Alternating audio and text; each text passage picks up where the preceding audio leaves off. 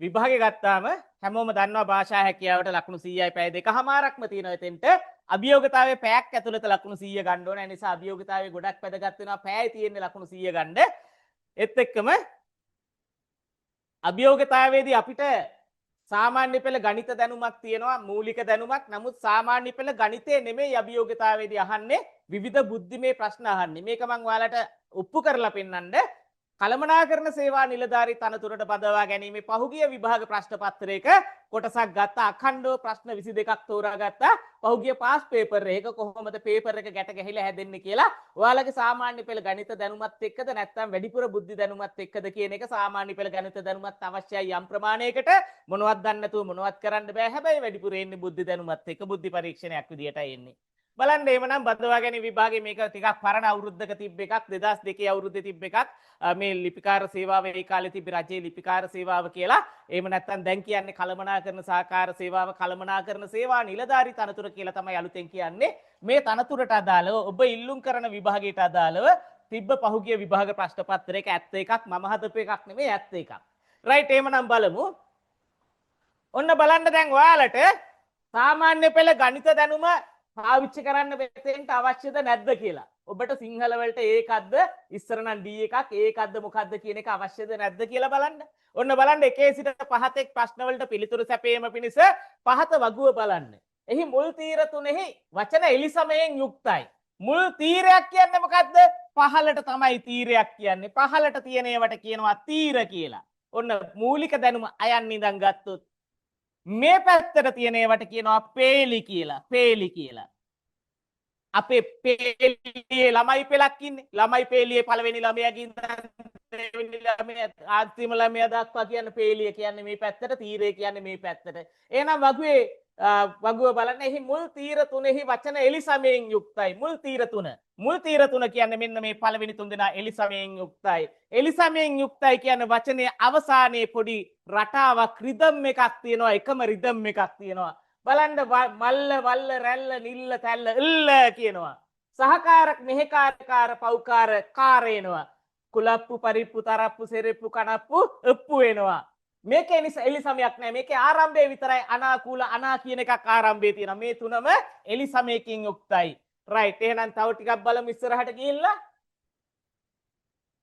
කිසිදු වචනයකට අකුරු 4කට වඩා නැත. අන්න ප්‍රබල සාක්ෂියක්. කිසිම වචනයකට අකුරු 4කට වඩා නැහැ. 4කට වැඩිය තිබ්බොත් වචනේ වැරදි. S තීරය හැර. මෙන්න මෙයා හැර. මෙයා හැර. සෙසු එක් එක් තීරේ එක් එක් වචනේ වෙනස් අකුරකින් ආරම්භේ. එක් එක් වචනේ වෙනස් අකුරකින්. බලන්න මේ මල්ල. මා වා රෑ නීත. සා මේ කා හීපා. කූපාතාසේ කා. බලන්න කා තියෙනවා හැබැයි කා කූ උනාට කමක් නැහැ. කා කාමයි තියෙන්න බැරි කා කූ උනාට කමක් නැහැ. වෙනස් අකුරකින් තමයි පටන් ගන්නෙ. කයන්න වෙනයි කුයන්න වෙනයි විදියටයි මේක සලකලා තියෙන්නේ. ඒ විදිහට වෙනත් ආකාරයේ වෙනත් වචන වලින් වෙනත් අකුරකින් තමයි ආරම්භ කරනවා කියලා කියන්නේ. ඒ තීරේ අනුගමනය වෙන වෙනත් නීතියක් ඇතොත් ඒ තීරේ මේ තීරේට ආවේනික නීතියක් ඇතොත් ඒක ගන්න. මේ තීරේට ආවේනික එකක් ඇතොත් තිබ්බොත් ඒකත් ගන්න කියලා කියනවා. ඒ තීරේට ආවේනික නීතියක් තියෙනවා නම් ඒකත් ගන්න කියලා කියනවා. ඒ අනුව පහත දැක්වෙන ප්‍රශ්න වලට පිළිතුරු සොයන්න. බලමු ප්‍රශ්න ටික දැන් අපි තීරය ගැන අවබෝධයක් තියෙනවා. වෙනස් අකුරකින් පටන් ගන්නවා. අකුරු 4කට වඩා නැහැ. හැබැයි තීරේ වෙනස් දෙයක් තියෙනවා නම් ඒකත් ගන්න කියනවා. අකුරු 4කට වඩා නැහැ. වෙනස් අකුරකින් පටන් ගන්නවා. තීරේ වෙනස් දෙයක් තියෙනවා නම් ඒ ටිකත් සැලකිල්ලට ගන්න කියලා කියනවා. අන්නේ උපදේශ ටික ඊටාම ඉක්මනින් ග්‍රහණය කර ගැනීම තමයි වැදගත් වෙන්නේ. ඉතින් සාමාන්‍ය පෙළ ඔයාලට ඔය උපදේශ ග්‍රහණය කරගන්න ඒවා තිබ්බේ නැහැනේ ප්‍රශ්නේ. එහෙනම් අමුතුයි කියලා කියන්නේ ඒකයි. එහෙනම් බලන්න දැන් මේ කියන එකට Q තීරයට එක් කළ නොහැකි වචනේ Q තීරය කියන්නේ මෙන්න මෙයා. මෙන්න මෙයාට එක් කළ නොහැකි වචනේ Q තීරයට එක් කළ නොහැකි වචනේ. ප්‍රකාර බලකාර ණයකාර සත්කාර දැක්ක හැටිය ප්‍රකාර වලට ඇහැ යනවා. ඔයාලා එක කියලා ලිව්වනම් වැරදි. එක කියලා ලිව්වනම් වැරදි. මෙන්න මේකයි බුද්ධි පරීක්ෂණය කියන්නේ. දැකපු හැටි ඇහැ යනවා. හැබැයි ඇහැ හරියකට යනවද කියලා බලන්න ඕනේ. අපි මෙතන ප්‍රකාර කියලා තේරුවේ මේ අකුරු 4 ගානේ මේකේ තිබ්බා කියලා පදනමට. 4ට වැඩිපුර නෑ කියලා මිසක් 4ට අඩුවෙන් නෑ කියලා නෑ. කියලා තියෙන 4ට වැඩිපුර නෑ කියලා විතරයි. 4ට වැඩිපුර නෑ කියලා විතරයි. හැබැයි තීරේ වෙනම නීතියක් තියෙනවා නම් අනුගමනය කරන්න කියලා තියෙනවා. හැබැයි තීරේ නීතිය විදිහට අපි 4ක් නෑ කියන පදනම ගත්තොත් ප්‍රකාර කියන එක උත්තරයට ගන්න පුළුවන්. වෙනත් ප්‍රධාන කාරණාවක් නැත්තම් බලන්න මේ ප්‍රධාන කාරණාවක් මෙතන සහකාර තියෙනවා. මෙතන සත්කාර තියෙනවා. මෙතන සහකාර සයන්න තියෙනවා මෙතනත් සයන්න තියෙනවා. එහෙනම් ප්‍රධානම නීතිය තමයි වෙනස් අකුරකින් ආරම්භෙන්න ඕනේ. එහෙනම් මෙතන සයන්න තිබ්බොත් කිසිසේත් සත්කාර වෙන්න බෑ. ඒක නිසා ඒක තමයි නොගැලපෙන තැන. ඒක තමයි එක්කල නොහැකි වාක්‍ය. එක්කල නොහැකි වාක්‍ය තමයි සත්කාර. ඒ නිසා පිළිතුරු වර්ණාංක 4යි දාන්න වෙන්නේ. වර්ණාංක 4යි උත්තරේට දාගන්න වෙන්නේ. හේතුව අපි මේක දැකලා හදිස්සිය මේකට ඇහැ ගියා නම් එයාට ලකුණු නෑ ඒකට. පැහැදිලි. ඔන්න ඕකට තමයි දරුවනේ බුද්ධි පරීක්ෂණය කියලා කියන්නේ. අපි එහෙනම් ඊළඟ එක බලමු. ස්ථීරයට එක්කල හැකි මින් කවරක්ද? ස්ථීරයට එක්කල හැකි. මෙතන නොහැකි. දැන් මෙතන හැකි. ස්ථීරයට එක්කල හැකි. මෙන්න මෙයාට එක්කල හැකි එක. බලන්න අනාගතයේ වචන 5යි මූලික නීතිය පැනලා අකුරු 4කට වැඩිය තියන්න බෑ කිව්වා කිසිම තැනක. එහෙනම් වචන 5යි වචන නෙමෙයි අකුරු 5යි මෙතන අකුරු 4යි මේක විතරයි තියන්න පුළුවන්. අනා කියලා මුලටත් ඇවිල්ලා තියෙනවා. එහෙනම් අනාත්ම කියන එක එක්කල හැකි. අනික් හැම එකේම දෝෂය තියෙන ප්‍රධාන දේ මොකද්ද? අකුරු 4කට වඩා තියන්න බෑ. මේකේ අකුරු 4යි අනා කියන එකත් මුලට එනවා. මේ 4ම මේ අනිත් 3ම බැහැර වෙනවා. එහෙනම් පිළිතුරු වර්ණාංක 3 ඒකත් පැහැදිලි ඇති. රයිට් මං ඊළඟ එකට යනවා. දැන් බලමු ඊළඟ එක. මොකද වේගය කියන එකත් අවශ්‍යයි. මට පැහැදිලි කරද්දී යම් වෙලාවක් යන්න පුළුවන් නමුත් ඉක්මනින් පිළිතුරට යන්න ඕනේ නැත්නම් අමාරුයි. මොනවත් පැහැදිලි නොකරත් බෑනේ. රයිට් එහෙනම් බලන්න ඊළඟ එක පී තීරයට එක්කල නොහැකි වචනය. පී තීරයට එක්කල නොහැකි වචනය. පී තීරය කියන්නේ මෙයා. මෙයාට එක්කල නොහැකි වචනය. පී තීරයට එක්කල නොහැකි වචනය.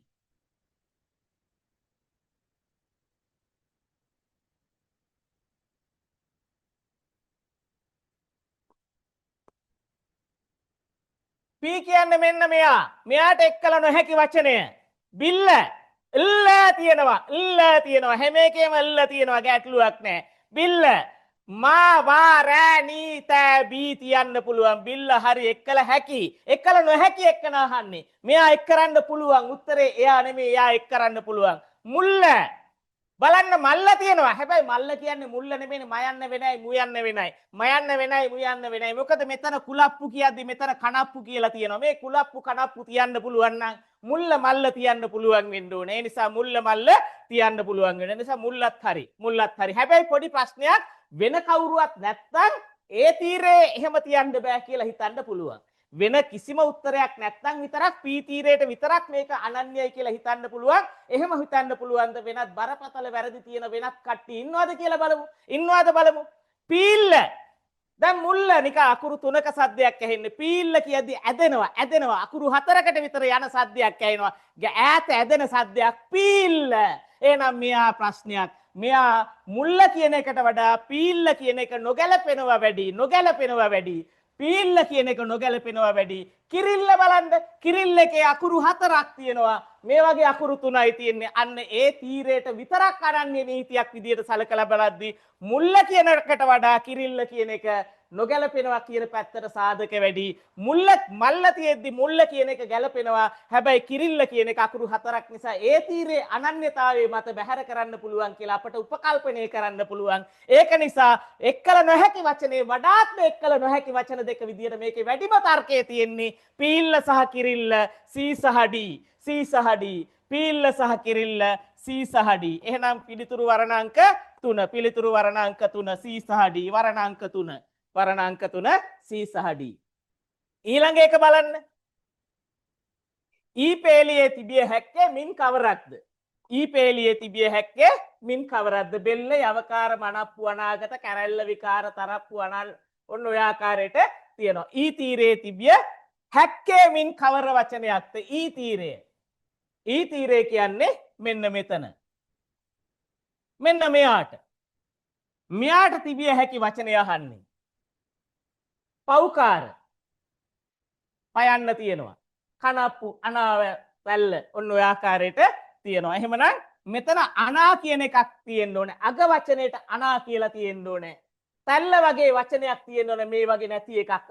ඔන්න ඔය ආකාරයට අපි ඊ තීරයට එක්කල හැකි වචනය අහන්නේ. පැල්ල වෙනුවට බෙල්ල, කුල්ල, කැරැල්ල කියන එක වචන 3යි. අකුරු 4යි. අපි ඒ තීරයේ විශේෂත්වයක් අවධානය කරගත්තා. ඉස්සරලා ගැටලුවේදී අල්ලාගත්ත කෑල්ලක් තිබ්බා.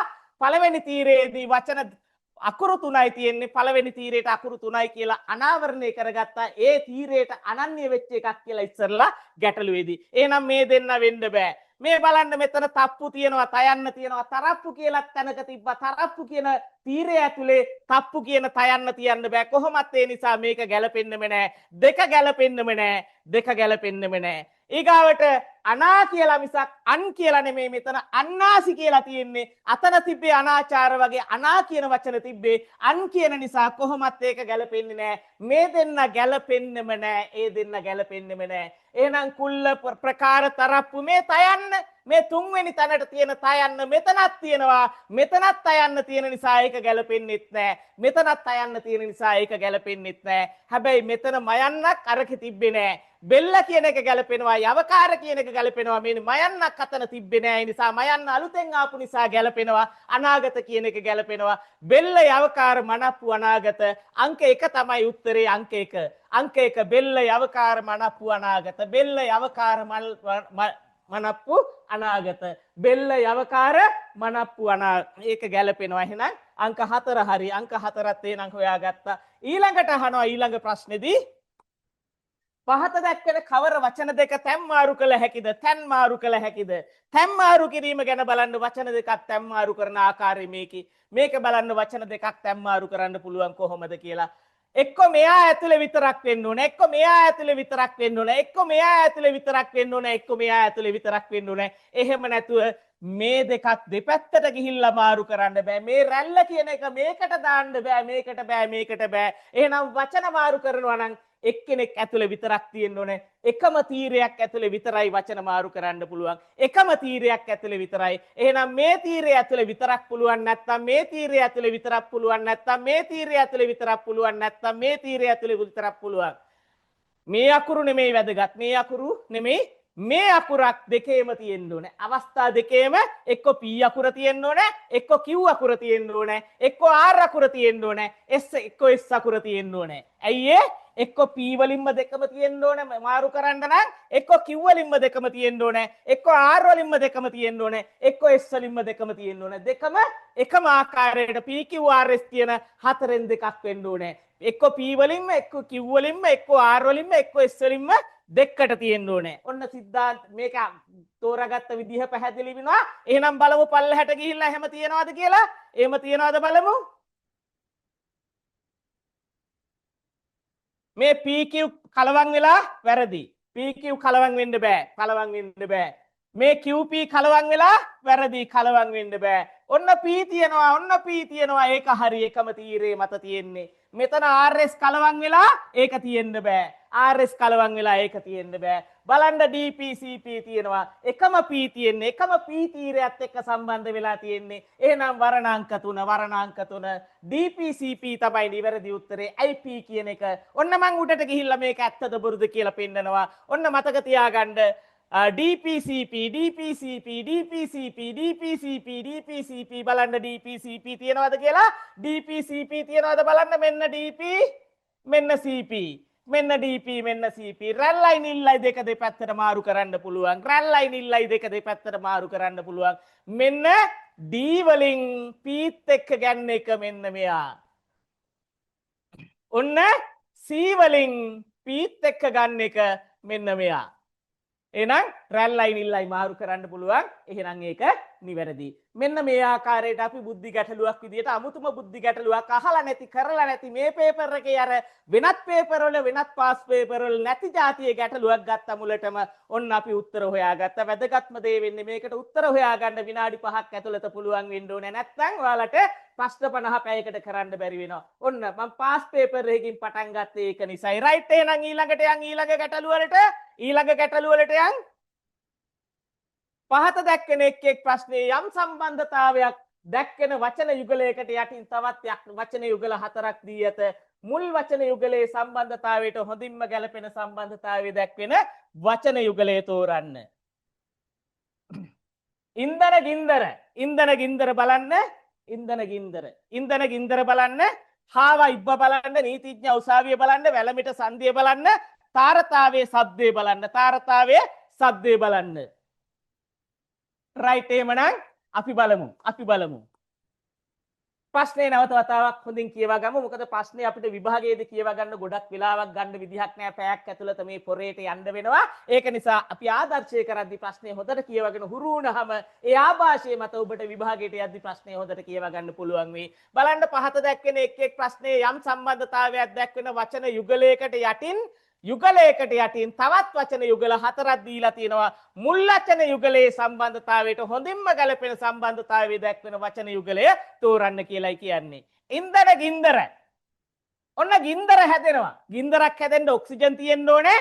වැවිලෙන ගින්නට පිදුරු දානවා වගේ දහනය වෙන්න දැන් කිසි දෙයක් තියෙනවා. එක්ක ගල් අඟුරු තියෙන්න ඕනේ, එක්ක පිදුරු තියෙන්න ඕනේ, එක්ක පෙට්‍රෝල් තියෙන්න ඕනේ, මොනවා හරි ඉන්ධනයක් තියෙන්න ඕනේ. එතකොට ඒ ඇවිලෙන ගින්න වැඩි වෙනවා. ඇවිලෙන ගින්න පෝෂණය වෙනවා. ඇවිලෙන ගින්න වැඩි වෙනවා. එහෙනම් ඉන්ධන මගින් තමයි ගින්දර කියන එක පෝෂණය වෙන්නේ. ඉන්ධන මගින් තමයි ගින්දර කියන එක පෝෂණය වෙන්නේ. ඊට අමතරව ඔක්සිජන් උත් අනිවාර්යෙන් තියෙන්න ඕනේ. ඔක්සිජන් අනිවාර්යෙන් තියෙන්න ඕනේ. හැබැයි ඉන්ධන මගින් මේ ගින්දර පෝෂණය වෙනවා, වැඩි වෙනවා. පෝෂණය වේ. මේ පැත්තට ඉන්ධන මගින් ගින්දර පෝෂණය වේ. අපි ප්‍රධාන පදනමයි ගන්නෙ. රයිට්. එහෙනම් ආහාර මගින් මිනිසා පෝෂණය වෙනවා, මිනිසා වැඩි දියුණු වෙනවා, මිනිසා හැදෙනවා. ඒ නිසා ආහාර මගින් මිනිසා පෝෂණය වෙනවා. දැන් බලන්න දැව ගස කියන එක. දැව මගින් ගස හැදෙන්නේ නැහැ. ගස මගින් දැව. අනිත් පැත්ත තිබ්බනම් තර්කයක් තිබ්බා. අන්න ගස කැපිලා වැටිලා ඒක දිරලා ඒකෙන් දර හදා ගන්න පුළුවන් අනිත් පැත්ත තිබ්බනම්. හැබැයි ගසෙන් දැව හැදෙනවා මිසක් දැව වලින් ගස් හැදෙන්නේ නැහැ. ඒ නිසා ඒක වැරදි. දුම ගල් අඟුරු. බලන්න දුමෙන් ගල් අඟුරු හැදෙන්නේ නැහැ. දුමෙන් ගල් අඟුරු පෝෂණය වෙන්නේ නැහැ. මේක අනිත් පැත්ත තිබ්බනම් අපිට තර්කයක් හිතන්න තිබ්බා. ගල් අඟුරු වලින් දුමක් හැදෙන්න පුළුවන්, ගල් අඟුරු දහණය වෙලා. නමුත් තියෙන්නේ මෙන්න මේ පැත්තට දුම මගින් ගල් අඟුරු හැදෙනවා, පෝෂණය වෙනවා වෙන්නේ නැහැ. එහෙනම් ගන්න තියෙන මේකට සාධාරණ සාපේක්ෂ එකම දේ තමයි ආහාර මගින් මිනිසා දියුණු වෙනවා, පෝෂණය වෙනවා. එයා වැඩි මහත් වෙනවා, උස් වෙනවා, ලොකු මහත් වෙනවා. ඒ ඉන්ධන මගින් ගින්දර වැඩි දියුණු වෙලා පෝෂණය වෙනවා නම් ආහාර මගින් මිනිසා පෝෂණය වෙනවා. එහෙනම් පැහැදිලිව වරණ අංක 2 තමයි මේකට පැහැදිලි උත්තරේ. ඔන්න ඔය ආකාරයට තමයි ඔබට මේ වගේ එකක් නම් අනිවාර්යෙන් ඒ විභාගයට මෙන්න මේ ආකාරයෙන් තමයි එතකොට ඔයාලට තෝරා ගන්න වෙන්නේ. ප්‍රධාන පළවෙනි දෙන්නගේ තියෙන සම්බන්ධතාවයට ආසන්නම හොඳම සම්බන්ධතාවයේ තියෙන දෙන්න තමයි මෙතන හොයන්න වෙන්නේ. මෙතන වෙන තර්කවලට ගිහිල්ලා ඉන්ධන කියන්නේ එකක්, ගින්දර කියන්නේ එකක් එහෙම යන්න වෙන බලවත් තර්කයක් මේක ඇතුලේ නැති නිසා මේක තමයි වෙන්නේ ඉන්ධන මගින් ගින්දර පෝෂණය වේ කියන තර්කය තමයි මේකේ තියෙන්නේ. පෝෂණය වේ කියන පදනම මත තමයි මේකේ ගියේ. ඕනනම් පැත්තකින් ලියා ගන්න. පෝෂණය වේ කියන එක තමයි මේක විශ්ලේෂණය කරලා ඇනලයිස් කරලා ගත්තාම පෝෂණය වේ කියන පදනම මත තමයි උත්තරේ තේරුවේ. රයිට්. ඊළඟ එක්කනා යමු. හාවා ඉබ්බා. දැන් ඉබ්බා අනිත් පැත්තට ගමු. අපි අහලා තියෙන පැත්තට ගමු. ඉබ්බයි හාවයි රේස් එක තියෙනවා. ඉබ්බා හිමින් යනවා. හාවා මේ පැත්තට දකුණේ සිට වමට ගත්තාම හාවගේ වේගය වැඩි. එහෙනම් ඒ වගේ ලියුමට වඩා විදුලි පියෝතේ වේගය වැඩි. මේකේ තියෙන වේගය. මේ පැත්තට වේගයේ වැඩිවීම. ඔන්න පදනම මොකද්ද? දකුණේ සිට වම් පැත්තට වේගයේ වැඩිවීම. එහෙනම් ලියුමේ ඉඳන් විදුලි පියෝතට වේගය වැඩි වෙනවා. වචනයි සංඛ්‍යයි කියන එකේ වේගය කියලා එකක් නැහැ. ප්‍රමාණය විතරයි තියෙන්නේ. වචනයි සංඛ්‍යයි කියපම් ප්‍රමාණයක් මිසක් වේගයට සම්බන්ධතාවයක් නැති නිසා එයා වැරදි. විනීත බවයි අභිමානයයි අතර වේග සම්බන්ධතාවයක් නැහැ. කාලය සහ වේගය පිළිබඳ සම්බන්ධතාවයක් නැහැ. ඒ නිසා ඒක වැරදි. ඇත්ත සහ බොරුව අතර කාලය හෝ වේගය පිළිබඳව සම්බන්ධතාවයක් නැහැ. ඒ නිසා ඒක වැරදි.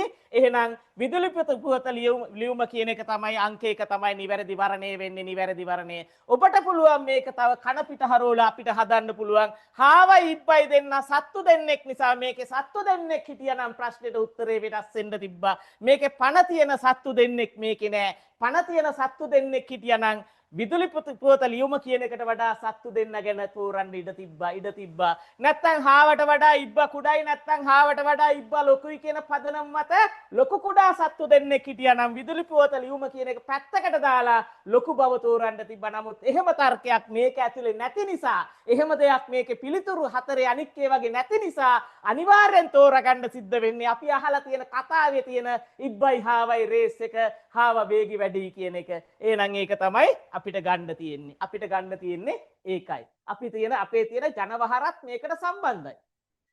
රයිට් ඊළඟ එක ගමු. නීතිඥා උසාවිය.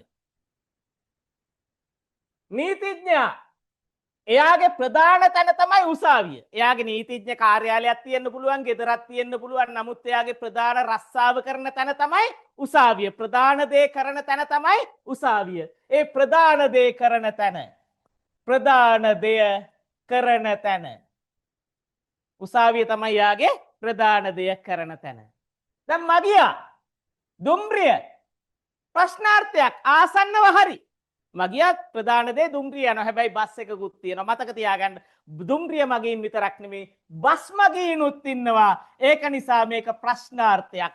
වෙන උත්තර ඇත්තම නැත්තම් මේක තෝරන්න සිද්ධ වෙනවා. අනික් තුන් දෙනා කොහොමත්ම ගැලපෙන්නේ නැත්තම් විතරයි අපිට මෙයාට යන්න වෙන්නේ. ඊළඟ එක බලමු නළුවා වේදිකාව. දැන් නළුවෙක් වේදිකාවක් මත රඟපානවා. රිදී තීරේ කියයි, පුංචි තීරේ කියයි, වේදිකාව කියයි, වේදිකා නාට්‍ය කියයි. නළුවෙක් කියන එකට යාට ප්‍රධාන තැනක් තමයි වේදිකාව. යම් ප්‍රධාන තැනක්. නළුවට යම් ප්‍රධාන තැනක් තියෙනවා. යම් ප්‍රධාන තැනක් තියෙනවා.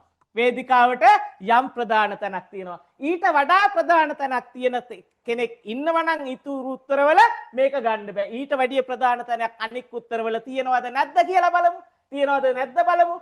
පාර්ලිමේන්තු මන්ත්‍රී පක්ෂය කියන්න බෑ. පාර්ලිමේන්තු මන්ත්‍රී පාර්ලිමේන්තුව තමයි එයා ඉන්න තැන. පාර්ලිමේන්තුව කියලා මෙතන තිබ්බනම් පක්ෂය වෙනුවට පාර්ලිමේන්තුව කියලා තිබ්බනම් අපිට නළුවා වේදිකාව බැහැර කරලා පාර්ලිමේන්තු මන්ත්‍රී නිසා පාර්ලිමේන්තුව තෝරගන්න තිබ්බා. එහෙම තිබ්බනම් මෙයා බැහැර වෙනවා. නමුත් මෙයා තාම බැහැර කරන්න බෑ. පාර්ලිමේන්තු මන්ත්‍රීට පක්ෂ නෙමෙයි වැදගත් වෙන්නේ පාර්ලිමේන්තුව. ස්වාධීන මන්ත්‍රීවරුත් ඉන්නවනේ නේද? එහෙනම් පක්ෂ නෙමෙයි වැදගත් වෙන්නේ පාර්ලිමේන්තුව. රෝගියා වාට්ටුව. එහෙනම් මෙයා බැහැර වෙනවා. මෙයාට වඩා මගියා දුම්රිය බස් කියන එකට වඩා නළුවා වේදිකාව ඉදිරියට එනවා. ඊගාවට රෝගියා වාට්ටුවද නළුවා වේදිකාවද වඩාත්ම ගැලපෙන්නේ කියලායි තෝරගන්න වෙන්නේ. රෝගියා වාට්ටුවේ ඉන්න පුළුවන්. OPD එකේ සායනයේ ප්‍රතිකාර ගන්න පුළුවන්.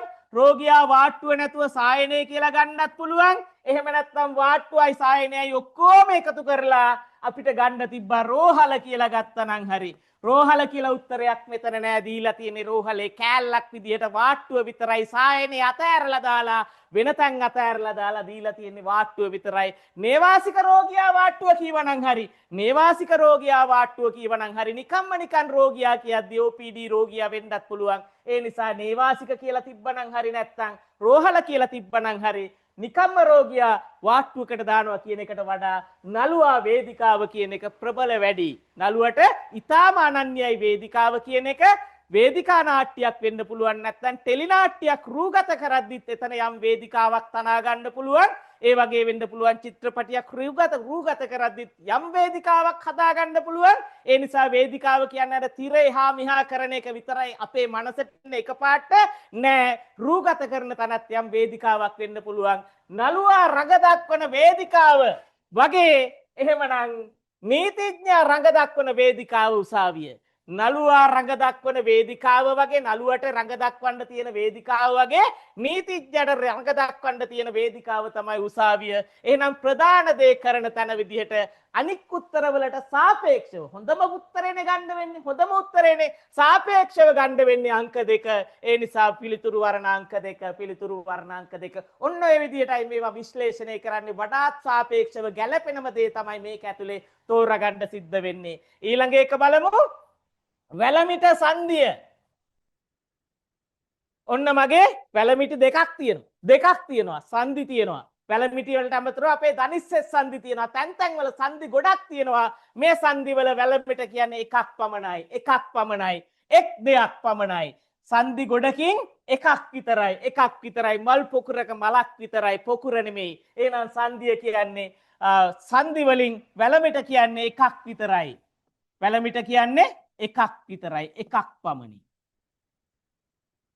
වැලමිට කියන්නේ සංදි ගොඩකින් එකක් විතරයි ප්‍රධාන දේ සංදි ගොඩක් තියෙනවා සංදි ගොඩකින් එකක් විතරයි වැලමිට කියන්නේ මල් පොකුරක එකක් වගේ එහෙනම් ඊළඟට බලන්න රුධිරයේ තියෙනවා අණු තියෙනවා දේහාණු එක එකේ තියෙනවා රක්තාණු එක එක අණු තියෙනවා එහෙනම් අණුව දේහාණුව කියන එක යම් ප්‍රමාණයකට ගැලපෙනවා ඊට වඩා ප්‍රබල කෙනෙක් ඉන්නවද බලමු සෛලයේ පටකය ඇතුලේ සෛල තියෙනවා පටකය ඇතුලේ සෛලය කියන්නේ පටකයෙන් පිය සෛල ගොඩාක් තියෙනවා පටකය ඇතුලේ යම් සාධාරණ බවක් තියෙනවා මේ දෙන්න අතර දැන් තරගයක් තියෙනවා මෙයාද කියලා ඊළඟට බලමු ඇට සැකිල්ල හිස් කබල ඇට සැකිල්ල ඇතුලේ තියෙන හිස් කබල් එකක් විතරයි හැබැයි එකක් විතරයි වුණාට සංදියේ වැලමිට කියවම වැලමිටවල් දෙකක් තියෙනවා හැබැයි ඇට සැකිල්ලේ තියෙන හිස් කබල් එකම එකයි එකක් ඇට සැකිල්ල හිස් කබල් තියෙන එකම එකයි හැබැයි සංදියේ වැලමිටවල් දෙකක් තියෙනවා ඒ නිසා මේකත් අපිට ප්‍රශ්නාර්ථයට ලක් වෙනවා ඊටත් වැඩිය ශක්තිමත් තර්කයක් තියනවාද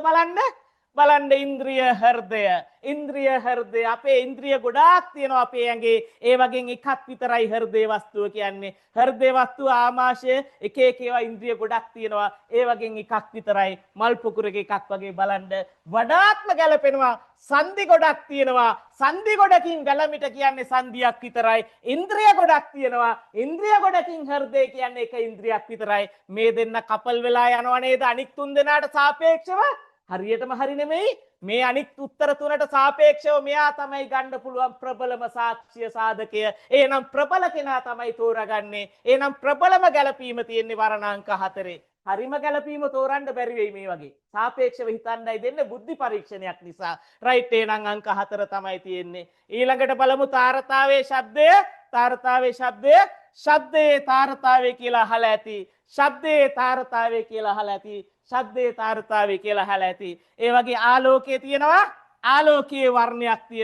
ආලෝකයේ වර්ණයක් තියෙනවා ඒ වගේම තාපයේ තියෙනවා තාපයේ ශක්තියක් තියෙනවා තාපයේ උණුසුම කීවනම් තමයි වඩාත් ගැලපෙන්නේ ශක්තියක් ගත්තාම විභව ශක්තිය චාලක ශක්තිය විද්‍යුත් ශක්තිය තාප ශක්තිය ශක්ති ගොඩක් තියෙනවා ඒක නිසා තාපයේ ශක්තිය තියෙනවා හොඳයි තාපයේ ශක්තිය කියද්දි හැබැයි තාපයේ උෂ්ණත්වය කියලා ගත්තනම් උෂ්ණය කියලා ගත්තනම් උණුසුම කියලා ගත්තනම් ඊට වඩා හරි තර්කානුකූලයි ශබ්දේ තාරතාවේ දැන් බලන්න බර කියන්නේ ස්කන්ධය කියන්නේ ආසන්නව සමාන වචන දෙකක් බර කියන්නේ ස්කන්ධය කියන්නේ සමානම නෙමෙයි ආසන්නව සමාන වචන දෙකක් ඒ නිසා මේ දෙකට වඩා මේක ගැලපෙන්නෙම නෑ ස්කන්ධයයි බරයි කියන්නේ සමානකම් තියෙන දෙයක් මිසක් ඒක බරමයින ඒකකයක් නෙමෙයි කිලෝග්‍රෑම් වගේ ඒකකයක් නෙමෙයි බර කියලා කිලෝග්‍රෑම් කියලා තිබ්බනම් එතෙන්ට යන්න තිබ්බා නමුත් කිලෝග්‍රෑම් නෙමෙයි තියෙන්නේ ස්කන්ධය කියලා තියෙන්නේ ඊළඟට බලන්න කාලය ප්‍රවේගය කියන එකේ සම්බන්ධය ලොකුවට නෑ එකම දිශාවකට ගමන් කරද්දී යම් දිශාවකට ගමන් කරද්දී ගත වෙන කාලය තමයි ප්‍රවේගය කියලා අපි ගන්නෙ කාලයයි ප්‍රවේගයයි අතර මේ වගේ සම්බන්ධතාවයක් නෑ කාලයේ ප්‍රවේගයක් කියලා එකක් ගන්නවට වඩා ශබ්දයේ තාරතාවය කියන එක ප්‍රබලයි ආලෝකයේ වර්ණය කියන එක ප්‍රබලයි එහෙනම් ආලෝකයේ වර්ණය තමයි ශබ්දයේ තාරතාවය වගේ ආලෝකයේ වර්ණය තමයි මේකෙන් වඩාත්ම සාධාරණව වඩාත්ම ලං වෙන කෙනා එහෙනම් වර්ණාංක 1 තමයි උත්තරේ ගන්න වෙන්නේ 10ට එන්නේ එතකොට වර්ණාංක 1යි ඔන්න ඔය ආකාරයෙන් මේවා ලේසි දැක්කම දැකපු ගමන් හැබැයි අපිට මනසේ තර්කෙත් එක්ක ගන්න ඕනේ මීට වඩා අමාරු ගණන් පාස් පේපර්ස් වල තියෙනවා මීට වඩා අමාරු දේවල් දීලා තියෙනවා එකම වගේ වේවා අන්න එතකොට තමයි හොයාගන්න අමාරු අපි විධිමත් පාඨමාලාවේදී පහුගිය විභාග ප්‍රශ්න පත්‍ර තොගයක් කරන එක අතරදී අපි අභ්‍යාස කරමු කොයි ආකාරයෙන් දේවට මුහුණ දෙන්නේ කියලා රයිට් අපි ඊළඟ එකට එමු අමාලි රුපියල් 2 මුද්දර හා රුපියල් 3 මුද්දර එක සමාන සංඛ්‍යාවක් මම හදපු එකක් නෙමේ නැවතත් කියනවා පාස් පේපර් එකක් පිළිවෙලින් අනුපිළිවෙලින් මේ ප්‍රශ්න ටික කරගෙන යන්නේ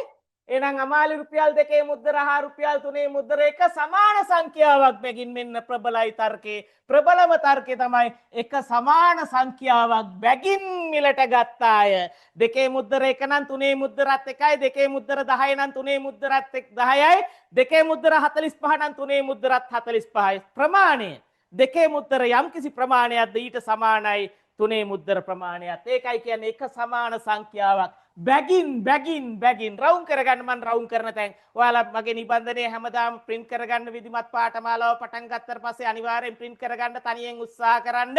ඊට පස්සේ පන්තියට සහභාගී වෙලා වැරදිච්ච තැන් හදාගන්න. එතකොට ඔයාලට තරගය ඇතුළේ ඉස්සරහට යන්න පුළුවන්. මේක මහා තරගයක්. තරගය ඇතුළේ ඉස්සරහට යන්න නම් දියුණු වෙන්න නම් අනිවාර්යෙන් කල්ැතුව දාන නිබන්ධනය print කරගෙන ඒකත් එක්ක තනියම උත්තර හදලා වැරදිච්ච තැන් හදා ගන්නවා කියන්නේ ඒක තමයි අවශ්‍යම දේ. රයිට් එහෙනම් බලන්න 2 මුද්දර 3 මුද්දර නෙමෙයි ඒක වැදගත් වෙන එක සමාන සංඛ්‍යාවක් බැගින් මිලට ගත්තාය. මුද්දර වලට වැය වූ මුදල රුපියල් 100 නම් මිලට ගත් මුළු මුද්දර සංඛ්‍යාවයි අහන්නේ මුළු මුද්දර සංඛ්‍යාවයි. එහෙනම් එක ගොඩක තියෙන්නේ 2 මුද්දරයයි 3 මුද්දරයයි එක ගොඩක. ඒ වගේ ගොඩවල් කීයක් තියෙනවද බලමු. එක ගොඩක වටිනාකම කීයද? එක ගොඩක වටිනාකම. එක ගොඩක වටිනාකම කීයද? 2 මුද්දරයයි 3 මුද්දරයයි කියන්නේ රුපියල් 5යි. රුපියල් 5යි. එක ගොඩක වටිනාකම කියන්නේ මේ දෙන්නගේ එකතුව. රුපියල් 5යි. එහෙනම් ගත්ත වියදම කීයද? රුපියල් 100යි. එහෙනම් ගොඩවල් කීයද? 5 රුපියල් 5 ගොඩවල් රුපියල් 100ට කීයක් තියනවද? 5 ගොඩවල් 100ට කීයද? 5 ව 100ට කීයද? 20යිනේ නේද? 20යි හදන්න දෙයක් නෑ නේද? 5 ගොඩවල් 100ට කීයද? 20යි. මනෝමෙන් හදන්නේ. මනෝමෙන් හදන්නේ. එහෙනම් මුද්දර 2 මුද්දරේ 3 මුද්දරේ එකට ගත්ත කපල් කරපු ගොඩවල් 20ක් තියෙනවා. ගොඩවල් 20ක් තියෙනවා. එහෙනම් ගොඩවල් 20 ඇතුලේ 2 මුද්දර 20කුත් තියෙනවා. 3 මුද්දර 20කුත් තියෙනවා. 2 මුද්දර 20කුත් තියෙනවා. 3 මුද්දර 20කුත් තියෙනවා. එහෙනම් ඔය 20යි 20යි 40ක් තියෙනවා. 2 මුද්දර 20යි 3 මුද්දර 20යි මුළු මුද්දර සංඛ්‍යාව මුද්දර 40යි. ඒක නේද අහන්නේ බලන්න. මුළු මුද්දර සංඛ්‍යාව අහන්නේ මුද්දර 40යි. මුද්දර 40යි වරණ අංකය 3 වරණ අංකය 3 බලන්න ඔයාලා XY දාගෙන හැදුවා නම් O level කරපු කාලේ දාපු දන්න ශිල්ප දැම්ම නම් හදන්න පුළුවන්. බැරි නෑ විනාඩියකින් හදා ගන්න බෑ. බලන්න තප්පර 30ක් ගියේ නෑ උත්තරේ ගන්න. මනසින් දැක්කා තප්පර 30ක් ගියේ නෑ උත්තර ගන්න. ඔන්න ඔය ආකාරයකට උත්තර ගන්න බලන්න. එහෙම වුණොත් හරිම පහසුයි. ඔයාලා අහලා තියෙනවා ඇති ගොවිපලක කුකුල්ලු ඉන්නවා, ගවයෝ ඉන්නවා, එළුවෝ ඉන්නවා. උන්ගේ ඇස් ගාන මෙච්චරයි ගවයෝ කීයද කුකුල්ලු කීයද එක එක විදිහට අහනවා. ඒවට පදනම හදාගන්නෙත් මෙන්න මේ වගේ ක්‍රම වලින් තමයි පදනම හදාගන්න ආරම්භයක්. ඒ සියල්ල කියන්න වෙලාවක් නැහැ. ඒ සිද්ධාන්ත ඉස්සරහට මම කියලා දෙන්නම්. සරල දේවල් මේ වගේ තියෙන්නේ. අමුතු දේවල් නෙමේ සරල දේවල්. ඒවා සාමාන්‍ය පෙළ ගණිතයේදී ඉගෙන ගත්ත දේවල් නෙමේ. ඒවා දාද්දී අපි සාමාන්‍ය පෙළදී කරේ උත්තරේ ගන්න ආකාරයට ලකුණු දීලා අවසාන උත්තරයට යම් ලකුණක් දුන්නේ. මේකේ ගන්න ආකාරය අවශ්‍ය නැහැ. උත්තරේ විතරයි බලන්නේ. උත්තරේට විතරයි ලකුණු දෙන්නේ. පැයක් ඇතුලේ ප්‍රශ්න 50කට උත්තර දෙන්න ඕනේ. ඒ නිසා මනසින් අල්ලන ක්‍රමය අත්‍යවශ්‍යයි. මං චූටි තව උදාහරණයක් කියන්නම්. ඔන්න රුපියල් 5 මුද්දර 10 මුද්දර 15 මුද්දර එක සමාන සංඛ්‍යාවක් බැගින් තියෙනවා. එක සමාන සංඛ්‍යාවක් බැගින් තියෙනවා. මේකම එක සමාන සංඛ්‍යාවක් බැගින් තියෙනවා. එහෙනම් අපි බලමු දැන් 15 තියෙන රුපියල් 300ක මුද්දර ගත්තා නම් රුපියල් 300ක මුද්දර ගත්තා නම් 10 මුද්දර කීයක් කොතන තියෙනවද බලන්න. 10 මුද්දර කීයක් තියෙනවද බලන්න. මේ ගොඩේ වටිනාකම කීයද? 5යි 10යි 15යි 15යි 30යි රුපියල් 30 ගොඩවල් රුපියල් 30 ගොඩවල් 300ට කීයද? 10යි ගොඩවල් 10යි ගොඩවල් 10යි ගොඩවල් 10යි ගොඩවල් 10යි කියන්නේ 10 මුද්දර නම් 10 මුද්දර 10යි 15 මුද්දර නම් 15 මුද්දර 10යි 5 මුද්දර නම් 5 මුද්දර 10යි ගොඩවල් 10යි කියලා කියන්නේ රුපියල් 10 ගොඩවල් 10ක් කියලා කියන්නේ රුපියල් 100ක් තමයි වියදම් වෙන්නේ. එහෙනම් රුපියල් 10 මුද්දර වල වටිනාකම කීයද කියලා අහුවොත් රුපියල් 100යි. රුපියල් 10 මුද්දර කීයක් තියනවද කියලා අහුවොත් මුද්දර 10යි. ඔන්න ඔය ආකාරයට තමයි අපි මේකට පිවිසෙන්න වෙන්නේ. ළඟම කෙටිම ක්‍රමෙන් බුද්ධියෙන් දකින්න ඕනේ. මේ අංක ගණිතයේ සමහරුන්ට අමාරුයි බෑ කියනවා, වෙලාව නාස්ති කරගන්නවා. නෑ අංක ගණිතයේ සාමාන්‍ය පෙළ විසඳපු ක්‍රම භාවිතා කෙරුවොත් තමයි අමාරු වෙන්නේ. බුද්ධියෙන් ඇල්ලුවොත් ඇස් දෙකෙන් ඇල්ලුවොත් අමාරු නෑ. මේක මම ඔයාලට කියලා දුන්නේ ඇස් දෙකෙන් අල්ලන්න බුද්ධියෙන් අල්ලන්න. ඊළඟ එකට යම් බලන්න. ඔන්න එක්තරා ප්‍රාථමික පාසලක එක් සතියක බදාදා හැර ළමයින්ගේ පැමිණීම වගුවේ දැක්වේ. එම ළමයින්ගේ පැමිණීමේ සාමාන්‍ය 747 නම් සාමාන්‍ය 747 නම් බදාදා පැමිණි ළමයි සංඛ්‍යාව. සාමාන්‍ය 747 නම් අපි ඉස්කෝලේ යන කාලේ කොහොමද කරේ? මේ ටික මේක x කියලා දාගත්තා මේ ටික ඔක්කොම එකතු කරා සමීකරණයක් දාගත්තා පැය භාගයක් විනාඩි 20ක් විතර අරගෙන අපි ගානට උත්තරේ ගැහුවා එහෙම බෑ මේක විනාඩියකින් හදන්න ඕන එකක් විනාඩියකින් හදන්න ඕන එකක් එහෙනම් බුද්ධියෙන් අල්ලන්න ඕන එකක් මෙහෙමනම් බලන්න දරුවනේ 747 කියලා කියන්නේ මේ සියලු දෙනාටම 747 ගානේ තිබ්බනම් වැඩේ හරි තිබ්බනම් හදේ හරි හැබැයි එහෙමනම් මෙතන 747 දාගත්තා බදාදට ඔන්න සාමාන්‍ය 747 තියනවා කියලා බැලුවා එහෙනම් බලන්න මෙතන 742යි මෙයා 742 වෙන්න නම් පහක් එකතු කරන්න ඕනේ අපිට ඉතින් මේක දීලා තියෙන නිශ්චිත සංඛ්‍යාවට පහක් එකතු කරන්න අයිතියක් නැහැනේ අයිතියක් නැති නිසා මුළු කොටේ මේ පහ මෙතෙන්ට එකතු කරනවා මෙතෙන්ට පහක් එකතු කරන්න ඕනේ එතෙන්ට එකතු කරන්න අයිතියක් නැහැ ඒ නිසා මෙතෙන්ට එකතු කරා මෙතන 754යි 747ට වඩා වැඩි කීයක් වැඩිද 747යි 754යි කියන්නේ මෙතන 7ක් වැඩි 7ක් මේකෙන් හරිනම් ආපහු ඇදලා ගන්න ඕනේ ආපහු මෙයාගෙන් 7ක් ඇදලා ගන්න ඕනේ හැබැයි එයාගෙන් අදින්න විදිහක් නැහැ එහෙනම් මෙයාගෙන් ඇදලා ගන්නවා 7ක් දැන් බලන්න 736යි 747 වෙන්න නම් 11 දෙනෙක් තව මෙයාට දෙන්න ඕනේ. එයාට 11 දෙනෙක් දෙන්න අපිට අයිතියක් නැහැ. ඒක නිශ්චිතයි. ඒ නිසා 11 දෙනා මෙයාට දෙනවා. 11 දෙනා මෙයාට දෙනවා. දැන් මෙතන බලන්න 743යි 747 වෙන්න තව 4 දෙනෙක් එයාට දෙන්න ඕනේ. එයාට දෙන්න අපිට අයිතියක් නැහැ. ඒ නිසා මෙයාට දෙනවා 4ක් දෙනවා නේද? 4ක් නේද? 747ක් කියන්නේ 4ක් දෙනවා. මෙයාට එනං ඔන්න මං 4ක් දුන්නේ 4ක් දුන්නා. දැන් එහෙනම් ඔරිජිනල් 747ක් තිබිලා 5ක් එකතු කරලා 7ක් අඩු කරලා 11ක් එකතු කරලා 4ක් එකතු කරන්න ඕනේ. බලන්න එකතු කිරීම පැත්ත විතරක් ගත්තොත් 7යි 11යි 15යි sorry 4යි 11යි 15යි 5යි 20යි 20න් 7ක් ගියාම කීයද 13යි 13 දෙනෙක් මෙයාට එකතු කරගත්තා නම් වැඩේ හරි 13 දෙනෙක් එකතු කරගත්තා නම් අන්න සාමාන්‍ය 747ක් වෙනවා. එහෙනම් 747ට 13ක් එකතු කරපුවාම කීයද 743 7යි 3යි 750යි 10යි 760යි 760 කියලා උත්තරයක් තියෙනවා වර්ණාංක 4 තමයි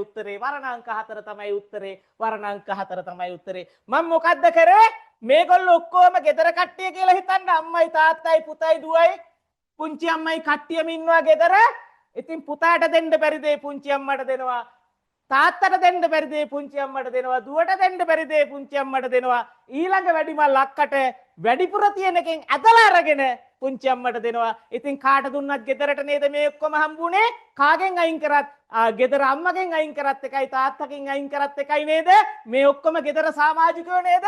එහෙනම් ගෙදර කට්ටිය ඇතුලේ ගෙදර කරනවා වගේ වැඩක් තමයි මං කරේ මේක ඇතුලේ තියෙන හැමෝටම 747 බැලන්ස් කරගන්න බැරි නිසා ඒ අඩු වැඩිය අපිට දීලා තියෙන එක්කනට එකතු කරා අඩු කරා අන්තිමට හදාගත්ත සුන්දර ඉලක්කමක් 760 කියලා ඔන්න උත්තරේ ගත්තා. මෙන්න මේක තමයි දරන්න තියෙන ගන්න තියෙන ලේසිම සරලම ඇස් දෙකෙන් දකින බුද්ධිමත් දේ මේකට තමයි බුද්ධි පරීක්ෂණය කියන්නේ. මේ විදියට ඔයාලා මේක දැක්කනම් ඉතාම ඉක්මනින් මේ ක්‍රමේ දැක්කනම් මෙහෙම දැක්කනම් ඔයාලට ගණන් 50 හදාගන්න පුළුවන් පැයක් ඇතුලේ. එහෙම වුණා නම් ඔන්න එහෙනම් ඒක හරි. රයිට් ඊළඟ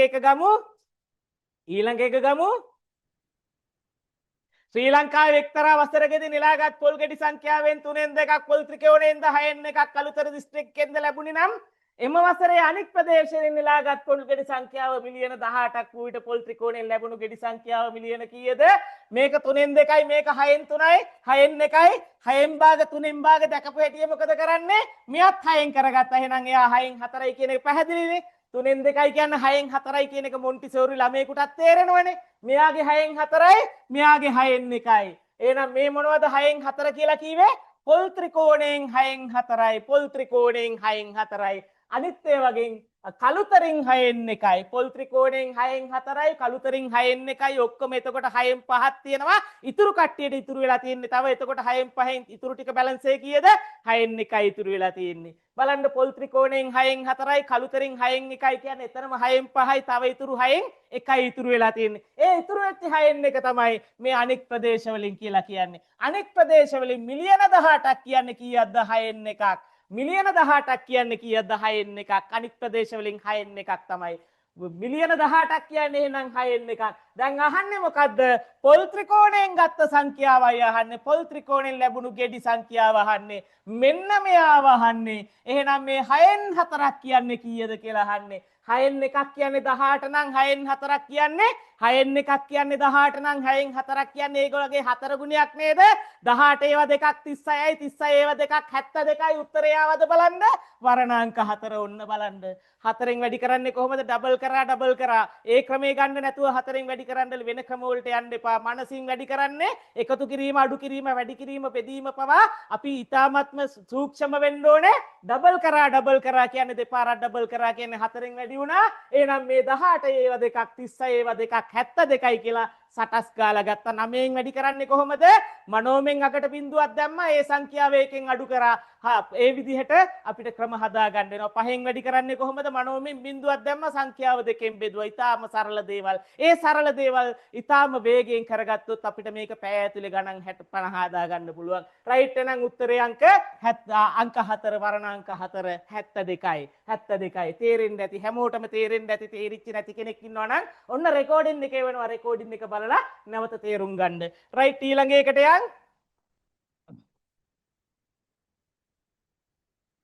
ABC යනු චතුරස්‍ර ඉඩම් කැබලි තුනක් සමචතුරස්‍ර. සමචතුරස්‍රයක් කියන්නේ මොකද්ද? පාද හතරම සමානයි. පාද හතරම සමානයි. එහෙනම් සමචතුරස්‍ර ඉඩම් කැලි තුනක් BH වර්ගඵලය 64යි. මෙයා 64යි. CH වර්ගඵලය 25යි. එයාගේ වර්ගඵලය 25යි. AH වර්ගඵලයයි යහන්නේ. මෙයාවයි යහන්නේ. එහෙනම් සමචතුරස්‍රයක් කියලා කියන්නේ පාද හතර සමානයි. එක පාදයක දිග වර්ග කරොත් වර්ගඵලය ලැබෙනවා. එක පාදයක දිග වර්ග කරොත් ඒක දන්නව නේද? හැමෝම දන්න සරලම සිද්ධාන්තය. ඔයාලා හැමෝම ගණන් වලට සම්මානයක් තියෙනවා. නැත්නම් විභාගයට ඉල්ලන්න බෑ. හැමෝම සම්මානයක් තියෙන කට්ටිය නිසා මම ප්‍රාථමිකම මට්ටමට බහින්නෙත් නෑ. එහෙනම් බලන්න සමචතුරස්‍රයක එක පාදයක දිග වර්ග කෙරුවොත් වර්ගඵලය එනව නේද? එහෙනම් වර්ගඵලය දුන්නොත් පාදයක දිග හොයන්නේ කොහොමද? වර්ගමූලයෙන් නේද? සමචතුරස්‍රයක බැරි කට්ටිය යනවා නම් ඔන්න ලියා ගන්න. බැරිම කෙනෙක් ඉන්නවා නම් ඉක්මනින් ලියා ගන්න. සමචතුරස්‍රයක පාදයක දිග වර්ග කළ විට වර්ගඵලය ලැබේ. සමචතුරස්‍රයක වර්ගඵලය දුන් විට වර්ගමූලය සොයාගත් විට සමචතුරස්‍රයේ වර්ගඵලයෙන් වර්ගමූලය ගත් විට පාදයක දිග ලැබේ. ඔන්න දන්න එකම සිද්ධාන්ත කෑල්ල ඔච්චරයි. ඔය කෑල්ලෙන් තමයි මේක හදන්න තියෙන්නේ. එහෙනම් මේ පාදයේ දිග කොච්චරද? මේ පාදයේ දිග කොච්චරද? 64 වර්ගමූලය 8 වරක් 8 64යි නේද? එහෙනම් 8යි නේද? මේ පාදයේ දිග කීයද? 25 වර්ගමූලයේ 5 වරක් 5 25යි නේද? 5යි නේද? එහෙනම් මේ දිග කෑල්ලේ දිග කීයද? මේකේ දිග කීයද? 5යි 8යි 13යි නේද? එහෙනම් ඒ වල වර්ගඵලය කීයද? 13 වර්ගය නේද? 13 වරක් 13 169යි නේද? ඔන්න 169යි කියලා දෙවෙනි උත්තරය ආවා නේද? ඔන්න සුපිරියටම උත්තරය ආවා. ඔයාලා අනිවාර්යෙන් ඉස්කෝලේ යන කාලේ දරුවෝනේ ඔයාලට කියවනේ චක්‍රේ පාඩම් කරන්න කියලා දෙවරක් ඉඳන් 12 වරක් වෙනකන් ඔයාලට මේ විභාගේ බුද්ධි පරීක්ෂණයට මගේ චක්‍රේ පාඩම් කරන්න. මොකද්ද චක්‍රේ? වර්ග චක්‍රේ. මොකද්ද ඊළඟ චක්‍රේ? ඝන චක්‍රේ. වර්ග චක්‍රේ කොහොමද? දෙවරක් 2 4යි 3 වරක් 3 9යි 4 වරක් 4 16යි 5 වරක් 5 25යි 6 වරක් 6 36යි 7 වරක් 7 49යි 8 වරක් 8 64යි 9 වරක් 9 81යි 10 වරක් 10 100යි 11 වරක් 11 121යි 12 වරක් 12 144යි 13 වරක් 13 169යි ඔහොම 15 වරක් වෙනකම්ම ගන්න. 15 වරක් වෙනකම්ම ගන්න. ඇයි මං එහෙම කියන්නේ? සංඛ්‍යා රටාවලට සමහර සංඛ්‍යා රටා හදනවා වර්ගයට අදාළ වර්ගයට යමක් එකතු කරලා. හැබැයි සංඛ්‍යාව අඳුරන්නේ නැහැ. හැබැයි සංඛ්‍යාවට යාපත ඥාතියෙක් අඳුරනවා. මේ බලන්නකෝ. 4 වරක් 4 16යි 5 වරක් 25ට මම එකක් එකතු කරලා 26ක් කරනවා. 6 වරක් 6 36ට දෙකක් එකතු කරලා 38ක් කියලා දානවා. 7 වරක් 7 49ට තුනක් එකතු කරලා මං හිස්තැනක් තියෙනවා. 8 වරක් 8 64ට දැන් බලන්න මේකට නිකම්ම තිබ්බා. මේකට එකක් එකතු කරා. මේකට දෙකක් එකතු කරා. මේකට තුනක් එකතු කරන්න ඕනේ. මේකට 8 වරක් 8 වරක් 8 64ට හතරක් එකතු කරලා මං 68යි කියලා දානවා. එහෙනම් හිස්තැන හොයන්න කියලා තියෙනවා. දැන් මොකද්ද වෙලා තියෙන්නේ? 68 අඳුරන්නෙත් නැහැ. 38 අඳුරන්නෙත් නැහැ. හැබැයි යාළුවෝ අඳුරනවා, ඥාතියෝ අඳුරනවා, දන්නවා 36 ගැන දන්නවා. එහෙනම් දන්නවා 36ට දෙකක් එකතු කරලා කියලා. 25 ගැන දන්නවා. එහෙනම් දන්නවා එකක් එකතු කරලා කියලා. 68 ගැන දන්නවා. එහෙනම් දන්නවා හතරක් එකතු කරලා කියලා. එහෙනම් මෙතෙන්ට එන්නේ මේ මීට මෙහා ඉන්න එක්කනා මෙහා ඉන්න එක්කනට තුනක් එකතු කරලා 7 වරක් 7 49යි 49යි 3යි 49යි 3යි 52යි ඔන්න ඔය ආකාරයට තමයි මේ ටික ගන්න වෙන්නේ. 5 වරක් 25යි 6 වරක් 6 36යි 4ක් 7 49යි 49යි 3යි 49යි 3යි මේක එහෙනම් 52 කියලා උත්තරේ ගහන්නයි තියෙන්නේ 52 කියලා උත්තරේ ගහන්න එක ඔන්න රටා හැදෙන විදිහ රටා විවිධාකාරයෙන් හැදෙන විදිහ ඉතින් මේකට මම එකක් දෙකක් තුනක් එකතු කරේ නැත්තම් මේකෙන් එකක් අඩු කරලා ගන්න තිබ්බා දෙකක් අඩු කරලා ගන්න තිබ්බා තුනක් අඩු කරලා ගන්න තිබ්බා නැත්තම් මේකම ගන්න තිබ්බා බලන්න හැදෙන රටා වර්ග ප්‍රමාණය කොච්චරද කියලා බලන්න ඔන්න ඔය විදිහට තමයි මේක විශ්ලේෂණය කරන්නේ ඝන චක්‍රෙත් ඉගෙන ගන්න දෙවරක් දෙක තුන්වරක් තුන හතර වරක් හතර පස් වරක් පහ කීයද 125 නේද ඒ විදිහට එහෙ විදිහට දුන්නොත් ඒකෙනුත් ඔයාලට යම් කිසි රටාවක් ආවොත් සංඛ්‍යා රටාව අඳුර ගන්න පුළුවන් මේ මේකෙන්ම සංඛ්‍යා රටා සියල්ල හැදෙන්නේ නැහැ විවිධ විදිහට හදන්න පුළුවන් යම් ප්‍රමාණයක් එකක් හරි ඔයාලට මේකෙන් අල්ල ගන්න පුළුවන් වුණොත් විභාගයට ඒක වටිනවා ඒ නිසා ඝන චක්‍රේ වර්ග චක්‍රේ දෙක පාඩම් කරලා තියාගන්න ඊටාම වැදගත් ඒත් එක්කම ඉංග්‍රීසි ඕඩිය පාඩම් කරගන්න ABCD වලින් දැන් ඉංග්‍රීසි ඕඩිය පාඩම් කරගන්න. ඇයි සංඛ්‍යා රටාවක ඉංග්‍රීසි අකුරු වලින් දුන්නොත් ඔන්න B දෙන්න පුළුවන්. ඊළඟට දෙකක් අතෑරලා එකක් දෙන්න පුළුවන්. තුනක් අතෑරලා අකුරක් දෙන්න පුළුවන්. එහෙනම් ඕඩිය පාඩම් නම් දන්නවා මෙන්න මේකයි කරලා තියෙන්නේ කියලා අඳුර ගන්න ලේසි. කටපාඩමේ තිබ්බනම් සටපට ගාලා අඳුර ගන්න පුළුවන් වුණොත් පැයක් ඇතුළත ප්‍රශ්න පත්‍රේ ඉවර කරගන්න පුළුවන්. ඕකටයි බුද්ධි පරීක්ෂණය කියන්නේ. O level ගණිතේ නෙමෙයි ඕ නැත්තේ සරල විදියට මේවට යන්න. සිංහල අකාරාදී පිළිවෙලක් අවශ්‍ය වෙනවා. ඒවා සිංහල ප්‍රශ්න පත්‍රයටත් වැදගත් වෙයි IQ වලටත් වැදගත් ඒ නිසා සිංහල අකාරාදී ඉගෙන ගන්න ඉංග්‍රීසි අකාරාදී ඉගෙන ගන්න වර්ග චක්‍රේ පාඩම් කරගන්න ඝන චක්‍රේ පාඩම් කරගන්න ඒ මගේ උපදේශ ඒකත් එක්ක මම ඊළඟ එකට යනවා බලන්න මොකද්ද වෙලා තියෙන්නේ කියලා ත්‍රිකෝණයක් දීලා තියෙනවා සමචතුරස්‍රයක් දී ඇති සමචතුරස්‍රාකාර ABCD සමචතුරස්‍රයක් මෙයා සමචතුරස්‍රයක් කියලා ඒගොල්ලෝ කියනවා ඒකේ ABC ත්‍රිකෝණයක් තියනවලු BCE ත්‍රිකෝණයක් තියනවලු මේ ත්‍රිකෝණේ පරිමිතිය කියන්නේ වටේ දිග මෙහෙම පටන් ගත්තාම මෙහෙම ගිහිල්ලා එන්න තියෙන වටේ දිගට කියනවා පරිමිතිය කියලා මේ බලන්න මෙහෙම ඇවිල්ලා මෙහෙම එන මුළු දිග කියන්නේ 24ක්ලු මුළු දිග 24ක්ලු මේ ත්‍රිකෝණයේ සමචතුරස්‍රයක කෝණයක් අංශක 90යි කෝණයක් අංශක 90යි මේක අංශක 30 නම් මේක අංශක 60යි මේක අංශක 60 නම් මේකත් ඒ විදිහටම අංශක 60යි මොකද මේකත් 90යි මේක 30යි නම් මේක 60යි ත්‍රිකෝණයක කෝණවල එකතු අංශක 180යි ඒක දන්නව නේද ත්‍රිකෝණයක අභ්‍යන්තර කෝණවල එකතු අංශක 180යි ඒ සරල දේවල් දැනගන්න ඕනේ ඒවා මම කියලා දෙන්නම් එහෙනම් මේකත් අංශක 60යි සමකෝණී ත්‍රිකෝණයක් කියන්නේ සමපාදයි සමකෝණී ත්‍රිකෝණයක් කියන්නේ සමපාදයි කියන්නේ මේ පාදය හොයාගත්තොත් අපිට සමචතුරස්‍රේ වර්ගඵලය හොයාගන්න පුළුවන්. එහෙනම් මේක 24 නම් 24න් 3න් එකයි පාද 3යි පාද 3ම සමානයි 24 3න් බෙදනවා කියන්නේ 8යි. එහෙනම් මේකේ දිග 8යි. එහෙනම් සමචතුරස්‍රේ වර්ගඵලය 8 වරක් 8 64යි. එක පාදයක දිග වැඩි කිරි ඒකේ වර්ගය තමයි වර්ගඵලය කියන්නේ සමචතුරස්‍රයක සමචතුරස්‍රේ මේ පාදේ ත්‍රිකෝණේ මේ පාදේ කියන්නේ සමචතුරස්‍රේ ඒ පාදයමයි ත්‍රිකෝණේ මේ පාදය කියන්නේ සමචතුරස්‍රයේ ඒ පාදයමයි ඒ පාදේ 8යි එහෙනම් අහලා තියෙන්නේ සමචතුරස්‍රයේ වර්ගඵලය 8 වරක් 8 64යි අංක 4 බලන්න කොච්චර සරලද කියලා කොච්චර සරලද කොච්චර හැබැයි හොඳ බුද්ධි ගැටලුද බලන්න අපි ඊළඟ එකට යන් ගාඩ පොඩක් දෙන්න එකේ සිට 20 තෙක් ප්‍රශ්න පහත සඳහන් තොරතුරු මත පදනම් වෙයි. පිළිවෙලින් එකේ සිට 6 තෙක් අංක යෙදූ කෝප 5ක් සරල රේඛාවක් දිගේ යටිකුරුව තබා ඇත. දැන් අපිට සරල රේඛාවක් අඳින ක්‍රම දෙකක් තියෙනවා. එක්ක මෙහෙම තිරසට අඳින්න පුළුවන්. එක්ක සිරසට අඳින්න පුළුවන්. හැබැයි සරල රේඛාවක් දිගේ කෝප්ප යටිකුරුව තියන්න නම් මේක එල්ලන්න බෑ. මෙහෙමයි තියන්න වෙන්නේ. තිරස් සරල රේඛාවක් තමයි තෝරගන්න වෙන්නේ. තිරස් සරල රේඛාවක් තමයි තෝරගන්න වෙන්නේ. එහෙනම් අපි තිරස් සරල රේඛාවක් තෝරගමු. මෙන්න තිරස් සරල රේඛාව. එකේ සිට 6 තෙක් අංක කර කෝප්ප යොදවල 6ක්. ඔන්න 1, ඔන්න 2, ඔන්න 3, 4, 5, 6. පිළිවෙලට වමේ සිට දකුණට අපිට හුරු පිළිවෙලට ඇඳගත්තා. රයිට්. එක් එක් කෝප්පයට කුඩා ගණක බැගින් සංගවා තැබේ. එක් එක් ගණකේ තනි වර්ණයකින් පාට කර ඇත. ඒවා පාට කර ඇත්තේ කොළ රෝස තැඹිලි රතු තැඹිලි දම් රතු කහ වර්ණවලිනි. කෝප්පයට ගණක සංගවා ඇත්තේ පහත කරුණු පදනම් සපුරාලන පරිදිය. දම් කණකේ සංගවා ඇත්තේ තැඹිලි ගණකේ සංගවා ඇති කෝප්පයට වඩා අඩු අංකයක් සහිත කෝප්පයක් ඇතය. එහෙනම් දම් ගණකේ තියෙන්න ඕන නැත්තේ නිතරම තැඹිලි වලට වඩා මෙහායින් ඒ කියන්නේ තැඹිලි වලට යාබද වෙන්න ඕනේ නැහැ. හැබැයි දම් තියෙන්නේ තැඹිලි වලට මෙහායින් වෙන්න ඕනේ. එහෙනම් තැඹිලි තියන්න බෑ දන් වලට එහායින්, දම් වලට ඉන්න බෑ තැඹිලි වලට මෙහායින්. මේ නීතිය තියෙන්න ඕනේ. ඔන්න එයාලා පෙන්නලා දෙන එක නීතියක්. දම් ගණකේ තැඹිලි වලට මෙහායින් තියන්න ඕනලු. හරි නේද? දම් ගණකේ සංගවා ඇත්තේ තැඹිලි ගණකේ සංගවා ඇති කෝප්පේට අඩු අංකයක්. ඒ කියන්නේ මේක හරි. කොළ ගණකේ සංගවා ඇත්තේ අංක 5 දරන කෝප්පයටය. එහෙනම් 5 දරන කෝප්පේ නිශ්චිතයි. නිශ්චිතයි මොකද්ද මේක? කොළමයි. ඒක කොළමයි. ඒක නිශ්චිතයි. ඒක කොළමයි. කොළමයි. ඊළඟ එක ගමු. රතු ගණකේ සංගවා ඇත්තේ රෝස ගණකේ සංගවා ඇති කෝප්පේට යාබද කෝප්පයක් යටය. එහෙනම් රතුයි රෝසයි එක ළඟ තියෙන්න ඕනේ. යාබදයි කියන්නේ මේ දෙන්න මෙහෙම තියෙන්න ඕනේ. මේක කුට්ටියක්. රෝස රතු කුට්ටියක් විදියට තියෙන්න ඕනේ. කුට්ටිය පිටින් තමයි මෙතෙන්ට බස්සන්න වෙන්නේ. මේ කුට්ටිය මෙතෙන්ට බස්සන්න පුළුවන්ද 6 ගාවට?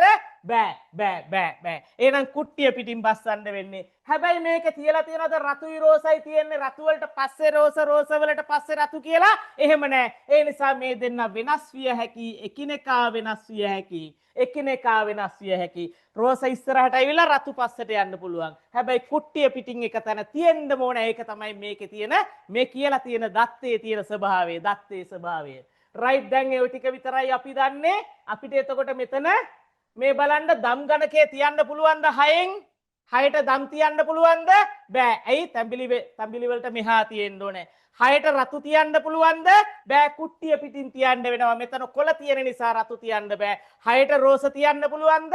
බෑ. හේතුව කුට්ටිය පිටින් තියන්න ඕනේ. කුට්ටිය පිටින් තියන්න වෙනවා. ඒ නිසා කුට්ටිය පිටින් තියන්න ඕනේ නිසා මෙතෙන්ට තියන්න බෑ. මෙතෙන්ට තියන්න බෑ. දම් තියන්න බෑ. රතු තියන්න බෑ. රෝස තියන්න බෑ. එහෙනම් ඉතුරු වෙලා ඉන්න කට්ටිය කවුද? එක්ක තැඹිලි තිබ්බ හැකි. එක්ක තැඹිලි තිබ්බ හැකි. එහෙම නැත්නම් කහ තියන්න පුළුවන්. කහ තියන්න පුළුවන්. වෙන කෙනෙක් තියන්න බෑ.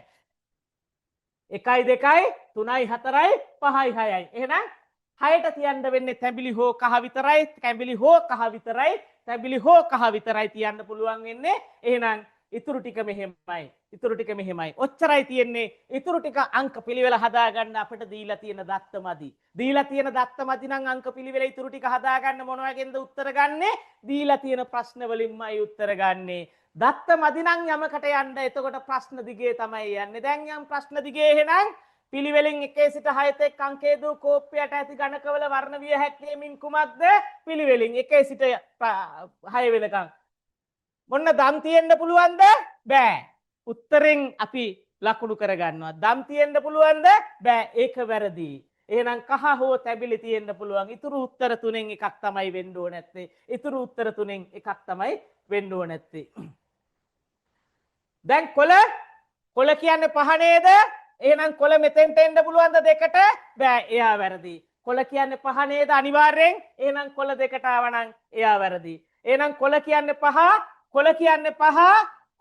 පහ දම් පහට ආවනම් එයා වැරදි. දම් පහට ආවනම් එයා වැරදි. එහෙනම් කොළ කියන්නේ පහට පහ තියෙනවා. තැඹිලි මේ පැත්තේ තිබ්බට බාධාවක් නැහැ. එහෙනම් මේ පිළිවෙල හරි. රෝස රතු දම් කහ කොළ තැඹිලි අංක 2 තමයි තියෙන්නේ. අංක 2 තමයි තියෙන්නේ. බුද්ධියෙන් පෙරනවා අපිට හරියට උත්තරේ ගන්න දත්තේ මදි නම් උත්තරෙන් පෙරලා අරගෙන උත්තරේ ගන්නවා. දත්ත දන්න ටික දා ගන්නවා. උත්තරෙන් පෙරලා අරගෙන උත්තර ගන්නවා. උත්තරෙන් පෙරලා අරගෙන උත්තර ගන්නවා. දැන් ඉතින් මට මේක පොඩ්ඩක් මකලා තමයි ඉස්සරහට යන්න වෙන්නේ. දැන් මේකේ අනුපිළිවෙල මතක තියාගන්න 1 2 3 4 5 6 රතු රෝස එකට තියෙන්න ඕනේ. දම් තැඹිලි මෙහා තියෙන්න ඕනේ. පහට කොළ ඉන්නේ. 1 2 3 4 5 6 දම් වල තැඹිලි වලට මෙහා දම් ඉන්න ඕනේ. රතු රෝස කුට්ටිය එකට ඉන්න ඕනේ. ඒ විදිහටයි ඉන්න ඕනේ. එහෙනම් මම තව ටිකක් ඉස්සරහට යනවා. රෝස ගණකයේ ඇත්තේ 4 කෝප්පේ යට නම් රතු ගණකයේ තිබිය යුතු කෝප්පේ වන්නේ රතු රෝස එකට ඉන්න ඕනේ. රතු රෝස එකට ඉන්න ඕනේ. රෝස ගණකයේ ඇත්තේ 4 දරන කෝප්පයට. එහෙනම් මෙන්න මෙතනින් මං රෝස ගණකයේ තියෙනවා. ඔන්න මං රෝස ගණකයේ තියෙනවා. 4 කෝප්පයට තියෙනවා. 4 කෝප්පේ යටින් තියෙනවා රෝස ගණකය. 4 රෝස් මෙතෙන්ට දානවා රෝස ගණකය. හැබැයි රතු රෝස එකට ඉන්න ඕනේ. එහෙනම් රතු ගණකයේ තියෙන්න ඕනේ මේක කුට්ටිය පිටින් නේද? මේ කුට්ටිය පිටින් මෙතන කොළ නම් කුට්ටිය පිටින් තියෙන නම් අනිවාර්යෙන් මෙතෙන්ට රතු තියෙන්න ඕනේ. 3 තියෙන්න ඕනේ. මේ 3 යටින් තමයි රතු තියෙන්න ඕනේ නැත්තේ. රතු තියෙන්න ඕනේ නැත්තේ 3 යටින්. තුන්වෙනි ගණකයේ යටින් එහෙනම් රෝස ගණකයේ ඇත්තේ 4 දරන කෝප්පේ යට නම් රතු ගණකයේ තිබිය යුතු කෝප්පේ වන්නේ තුන්වෙනි කෝප්පයයි තුන්වෙනි කෝප්පයයි දෙවෙනි වරණේ තමයි තුන්වෙනි කෝප්පය කියලා තියෙන්නේ. දෙවෙනි කෝප්පේ නෙමෙයි දෙවෙනි වරණය ඇතුලේ තියෙන තුන්වෙනි කෝප්පේ. එහෙනම් වරණාංක දෙක මේ වගේ තැන්වලදී වරණයයි ඉලක්කමයි හදිස්සියට මාරු වෙයි. වරණයයි ඉලක්කමයි මාරු කරගන්න එපා. මේ වරණය තමයි 2 කියන්නේ. උත්තරේ තමයි 3 කියන්නේ. උත්තරේ 3 වෙන්න වරණයේ අංකයයි අපිට ලියන්න වෙන්නේ. හදිස්සියට කලබල වෙලා 3 ලියවුනොත් වැරදි වෙනවා. ඒ නිසා මේකත් බුද්ධි පරීක්ෂණයේ කොටසක්. ඒක පටලන්නම තමයි මෙතන 2ත් එක්ක 3 දීලා තියෙන්නේ. එහෙනම් හදිස්සිය 3 ලිව්වා නම් ඔයාලට ලකුණු ලැබෙන්නේ නැහැ. අමාරුවෙන් හොයාගත්ත උත්තරේට. එහෙනම් හදිස්සි වෙන්න එපා. හදිස්සි වෙන්න ඕනේ. නිවැරදිව දකින්න වැරදි කරගන්න එපා. වරණාංක 2යි මේ කීවේ. පිළිතුරු අංක 3 තුන්වෙනි කෝප්පේ යට. රයිට් ඊළඟ එකට යනවා. අංක 6 දරන කෝප්පයට තිබිය යුතු ගණකයේ වර්ණය කුමක්ද? අංක 6 දරන කෝප්පයට තිබිය යුතු ගණකයේ වර්ණය තැඹිලි හෝ කහ නේද? තැඹිලි හෝ කහ නේද? තැඹිලි හෝ කහ තියනවාද බලන්න. රෝස නෙමෙයි, දම් නෙමෙයි, රතු නෙමෙයි, කහ. වර්ණාංක 4. 18 වෙනි උත්තරේට වරණාංක 4. 18 වෙනි උත්තරේට අපි ගත්තනේ තැඹිලි හෝ කහ කියලා. අනිත් ඒවා බැහැර කරලා එහෙනම් කහ. අමාරු නෑ නේද? වැඩේ ලේසි. දම් ගණකයේ 4 දරන කෝප්පයට තිබේ නම් තැඹිලි ගණකයේ තිබිය යුතු කෝප්පයේ අංකය දම් ගණකයේ 4 දරන කෝප්පේ යට තිබේ නම් දැන් මේවා ටික මකණ්ඩ වෙනවා. දැන් මේවා නෙමෙයි. මේ ඉස්සරලා ගැටලුවෙන් ගත්තේ ගැටලුවට එහෙමනම් කොහොමද නැත්තම් මෙහෙමනම් කොහොමද කියලායි අහන්නේ. අර ප්‍රශ්නේදී එහෙමනම් කොහොමද කියලා ඇහුවා. මේ ප්‍රශ්නේදී එහෙම නැතුව මෙහෙමනම් කොහොමද කියලායි අහන්නේ. එහෙනම් මෙහෙමනම් කොහොමද කියන්නේ? දම් ගණකය 4 දරන කෝප්පයට තියෙනවා නම් දම් ගණකය 4 ගණක. එහෙනම් මෙතන දම් ගණකය තියෙනවා නම් මෙතෙන්ට දම් ගණකය තියෙනවා නම් දම් ගණකයේ 4 දරන කෝප්පයට තිබේ නම් තැඹිලි ගණකයයි අහන්නේ. එහෙනම් තැඹිලි තියෙන්න ඕනේ නැත්තේ කොහමද? දම් වලට මෙහායින් තියෙන නම් 4ට පස්සේ කොළ අනිවාර්යෙන් තියෙනවා. එහෙනම් තැඹිලි තියෙන්න ඕනේ නැත්තේ 6 වෙනි ගණකයට. 6 වෙනි ගණකයට. එහෙනම් 19ට උත්තරේ 6 වෙනි ගණකයට. එහෙනම් 19ට උත්තරේ 6. 19ට උත්තරේ 6 වෙනි ගණකයට. එහෙනම් 19ට උත්තරේ 6 වෙනි ගණකයට. 6 වෙනි ගණකයට. 19ට උත්තරේ 6 වෙනි ගණකයට. එහෙනම් 19ට උත්තරේ 6 වෙනි ගණකයට කියන්නේ මොකක්ද? 6ද දාන උත්තරේ නෑ 4 දාන්නේ. 4 වෙනි වරණය. ඔන්න ඕකත් පැටලෙයි. හදිස්සිය 6 එළියෙ නෑ 4 වෙනි වරණය. 4 වෙනි වර්ණය තමයි උත්තරේ විදියට දාන්නේ. 4 වෙනි වර්ණය ඇතුලේ තමයි තියෙන්නේ 6 කියලා. රයිට් ඊළඟ එකට යන්. තැඹිලි ගණකයේ අංක 2 දරන කෝප්පයට තිබේ නම් ඒ මහා ඊට යාබද කෝප්පයට තිබිය හැකි වර්ණ අංක පිළිවෙලින්. දැන් අයත් මෙයාගේ අපේ ඉස්සරලා තිබ්බ කල්පන අයින් වෙනවා. ඉස්සර තිබ්බ උපකල්පන අයින් වෙනවා. එහෙනම් දැන් කියන්නේ තැඹිලි ගණකයේ 2 යට තියෙනවා නම් එහෙනම් මෙන්න මෙතන තැඹිලි තියෙනවා නම් මෙන්න මෙතන තැඹිලි තියෙනවා නම් මෙයා තැඹිලි නම් ඊට පස්සේ අහන්නේ ඒහාම ඊට යාබද කෝප්පයට ඒහාම එයත් එක්කම ඊට යාබද කියන්නේ ඒකට ඇටච් වෙලා තියෙන්න ඕනේ, තද වෙලා තියෙන්න ඕනේ. ඒකට යාබද වෙලා තියෙනවා. ඇටච් බාත්රූම් කියන්නේ අපේ කාමරේට ඇටච් බාත්රූම් කියන්නේ කාමරේට යාබද නාන කාමර. ඒ වගේ තමයි සිංහල භාෂාවේ වචන පාවිච්චි කරන්නේ. එහෙම යාබද කෝප්ප අහන්නේ. මෙයාට යාබදයි මෙයාට යාබදයි මෙයා. මේ දෙන්නයි අහන්නේ. තැඹිලි මෙහෙම තියෙනවා නම් දම් මේ පැත්තේ තියෙන්න ඕනේ.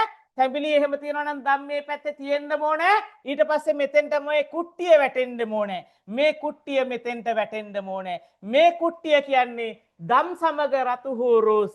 දම් අනිවාර්යෙන් තියෙන්න ඕනේ. දම් සමග රතු හෝ රෝස. එහෙම එකක් තියනවද බලන්න. දම් කියන එක තියනවද කියලා බලන්න. මේකේ දම් නෑ වැරදි. රතු සහ දම් තියනවා හරි. දම් නෑ වැරදි. දම් සහ රතු. රතු සහ දම්. දම් සහ රතු. රතු සහ දම්. දම් සහ රතු. රතු සහ දම් තියෙනවා. දම් සහ රතු තියෙනවා. උත්තරේ රතු සහ දම් තියෙනවා. දම් සහ රතු තියෙනවා. දැන් මොකද්ද තීරණය කරන්නේ? මෙයත් හරි. එතකොට නැවත වතාවක් යනවා යාබද කෝප්ප කියන තර්කයේ. ඊට ඒහාම ඊට යාබද ඒහාම ඊට යාබද මේ බලන්න ඒහාම ඊට යාබද මෙයාට යාබද මෙයා ඉන්නවා එයාට යාබද මෙයා ඉන්නවා ඒ තර්කෙටයි යන්න වෙන්නේ ඒහාම ඊට යාබද මෙයාට යාබද මෙයා ඉන්නවා ඒහාම මෙයා ඉන්නවා ඊට යාබද මෙයා ඉන්නවා එහෙමයි ගන්න වෙන්නේ මෙන්න මගේ කාමරේට ඇටච් බාත්රූම් එකක් තියෙනවා ඒ ඇටච් බාත්රූම් එකට යාබද කරලා ඊළඟ කාමරේ ඇටච් බාත්රූම් එක හදලා තියෙනවා බාත්රූම් කාමරයයි බාත්රූම් එකයි කාමරයයි මගේ කාමරේට මෙයා ඇටච් වෙලා තියෙනවා එයාට මෙයා ඇටච් වෙලා තියෙනවා එහෙනම් ඒහාම හා ඊට යාබද කියලා ගත්තාම එතකොට ගන්න වෙන්නේ මේ තර්කයයි එතකොට ගන්න වෙන්නේ තැඹිලි රතු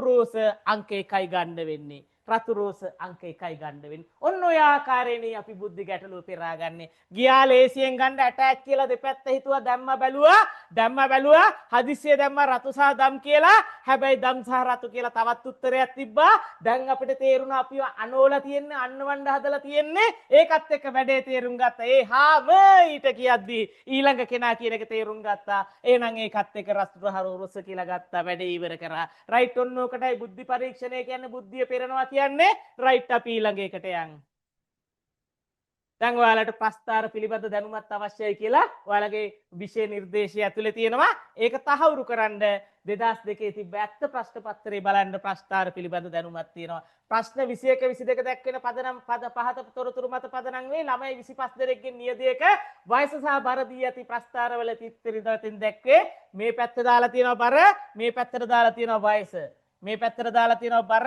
ඒ පැත්ත අනිත් පැත්තට දාලා තියෙනවා වයස මෙහාට බර මෙහාට වයස දාලා තියෙනවා මම චූට්ටක් උඩට ගන්නම් කමන්නේ කැලි දෙකකට අපි හදාගමු පළවෙනි ප්‍රශ්නේ ගමු ප්‍රස්තාරයන 45ට වැඩි ළමයින් සංඛ්‍යාව 45ට 49ට වැඩි හරි ලේසි මෙන්න 49 මෙන්න 49 මේ දෙන්න හරියටම 49යි අහන්නේ වැඩි කට්ටිය අහන්නේ වාලා ගණිත ප්‍රශ්න පත්‍රයේ බුද්ධි පරීක්ෂණය ගද්දී කියන සිංහල තේරෙනවද කියලා තමයි මේ අහන්නේ කියලා සිංහල තේරෙනවද වැඩි අය විතරයි අහන්නේ එහෙනම් මේ දෙන්න ගන්න බෑ එහෙනම් මෙතන 4 දෙනයි එහෙනම් වැඩි අය 4යි වර්ණාංකය 2 වැඩි අය 4 දෙනයි වර්ණාංකය 2 කියන සිංහල තේරෙන්නේ නැති කෙනෙක් ඉන්නවා නම් මේ දෙකත් එක ගණන් ගත්තා නම් 6යි කියලා මේකට ගැහුවා නම් උත්තරේ වැරදි ලකුණු බිඳුවයි. හැබැයි නිවැරදි උත්තරේ මොකද්ද? කියන සිංහල ඇතුලේ 49ට වැඩි කට්ටිය කීයද ඉන්නේ 4 දෙනයි 4යි කියලා හදිස්සිය ලියුණා නම් මොකද වෙන්නේ? කලබලේ පැයට පිටිපස්සෙන් පේපර් එකතු කරගෙන එනවා 4යි කියලා ගත්තා ලියුණා. එහෙම වුණොත් ඒක අපරාධය නිසා ඔය වැරදි හදාගන්න. ඔය වැරදි වලින් තමයි හොඳට ලිව්වා ලකුණු නෑ කියලා කියන්නේ. ඒ නිසා නිතරම කල්පනා වෙන්න මේක බුද්ධි පරීක්ෂණයක්. උත්තරේ 4යි හැබැයි වර්ණාංකය 2. එහෙනම් වර්ණාංකය තමයි ලියන්න වෙන්නේ. රයිට් ඊළඟ ගැටලුව බලමු. මේ ළමයින්ගෙන් 17ට අඩු 43ට වැඩි ළමයින්ගේ ප්‍රතිශතය. දැන් බලන්න 17ට අඩුයි 17ට වඩා අඩුයි 43ට වඩා වැඩි ප්‍රතිශතයක් අහන්නේ. 17ට අවුරුදු 17ට අඩුයි 43ට වඩා වැඩි. 17ට අඩුයි 43ට වැඩි. අවුරුදු 17ට වැඩි බර 43ට අවුරුදු 17ට වඩා අඩුයි බර 43ට වඩා වැඩි. අවුරුදු 17ට වඩා අඩුයි මේ පැත්ත අවුරුදු 17ට වඩා අඩුයි මේ පැත්ත බර 43ට වඩා වැඩි මේ පැත්ත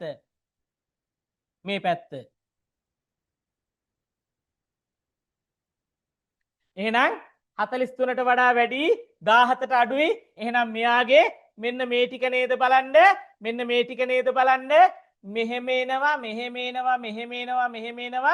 මෙහෙම එනවා මෙන්න මේ ටික ඔය ටික ගන්න පුළුවන් විනාඩියකින් ගන්න ඕනේ ඔකයි අමාරු විනාඩියකින් ගන්න ඕනේ දැන් බලන්න එක මේ පැත්තෙන් නම් පිළිවෙලකට ගණන් කරගමු මේ ඉරෙන් මෙහා 1යි 2යි 3යි මේ ඉර මත 4යි 5යි 6යි 7යි 8යි 9යි 9 දෙනයි ප්‍රතිශතය අහන්නේ මේක බුද්ධි පරීක්ෂණයක් ඔබ අනිත් ටික ගණන් කරවන්නයි මේ දීලා තියෙන්නේ. ඒකෙන් තව ඊළඟ ගානට තියෙන විනාඩියක් අඩු කරවන්නයි. ඔබ බුද්ධිමත් නම් අනිත් ටික ගණන් කරනවද? නෑ. ඇයි ඒ ගණන් කරන්නේ නැත්තේ? දැන් 9යි කියලා උත්තරේ ගත්තා. ඇයි ගණන් කරන්නේ නැත්තේ මේ බලන්න? ළමයින් 25 දෙනෙක්ගේ නියතියක් කියලා ප්‍රශ්න කියලා තියෙනවා ළමයි 25ක් කියලා. ආයි 25ක් ගණන් කරන්න යන්න ඕනද? නෑ. 9 ගණන් කරගන්න උනා. හැබැයි ළමයි 25යි කියලා දීලා තියෙනවා දත්තේ ඇතුලේ. එහෙනම් 25න් 9යි. 25න් 9යි කියන්නේ 100න් නම් කීයද? 100න් නම් කීයද? 25ව 4ක්නේ 100ක් කියන්නේ. එහෙනම් 9ක් 4 18යි 36යි 36යි 100න් 36යි. ඒ කියන්නේ 100ට 36යි 100ට 36යි 100ට 36යි. උත්තරේ 136 තියනවද බලන්න? උත්තරේ 136 තියනවද බලන්න? වර්ණාංකය 2. වර්ණාංකය 2. ඔන්න 136යි වර්ණාංකය 2. ඔයාලට පළවෙනිදා මම විධිමත් පන්ති පාලාව පටන් ගන්නවා. පළවෙනිදාට IQ ප්‍රශ්න පත්‍රයක් විතරක් පළවෙනිදාට කරනවා පාස් පේපර් එකක්. මොකද සිද්ධාන්ත කරන්න ඉස්සෙල්ලා ඔයාලට පහුගිය විභාග ප්‍රශ්න පත්‍රයක් සම්පූර්ණ කරලා පහුගිය විභාග ප්‍රශ්න පත්‍රයක තියෙන අවබෝධය දීලා එතනින් පස්සේ තමයි සිද්ධාන්ත පටන් ගන්නෙ. ඒ නිසා පළවෙනිදාට සෑම අඟහරුවාදා හසුරා සෙනසුරාදා දවසකම හැන්දෑවේ 8 ඉඳන් පැය දෙකක් හෝ පැය දෙකමාරක් කීයට හරි දාන පේපර් එක පාස් පේපර් එක ඉවර කරනවා. එතකොට පළවෙනිදාට IQ ප්‍රශ්න පත්‍රයක් කරනවා. ඊට පස්සේ ඊළඟ දවසට සිංහල පේපර් එකක් කරනවා. ඊට පස්සේ සිද්ධාන්ත පටන් ගන්න ඔය ආකාරයට යනවා. මොකද ඔබට ප්‍රශ්න පත්‍රයේ දිගපළල වපසරිය අඛණ්ඩව ප්‍රශ්න 50ක් කරවන්න පුළුවන් දැනුමක් ඔයාලට හදලා දුන්නට පස්සේ අවබෝධයක් දුන්නට පස්සේ තමයි සිද්ධාන්ත පටන් ගන්න වෙන්නේ. හැබැයි සිද්ධාන්තයේත් එක්කම පටන් ගන්නවා. එහෙම නැතුව මොනවත් දන්නේ නැතුව මොනවත් කරන්න බෑ. රයිට් එහෙනම් ඔන්න ඔය ආකාරයට තමයි IQ තියෙන්නේ. අපි බලමු සිංහල පැත්ත. IQ වලට ගන්න ලකුණු 100 වගේම සිංහල වලට ගන්න ලකුණු 100ත් එකතු වැදගත් වෙනවා. මුළු ලකුණු එකතුව 200න් 100ක් ගත්තට මදි. 200න් 100ක් ගත්තට මදි.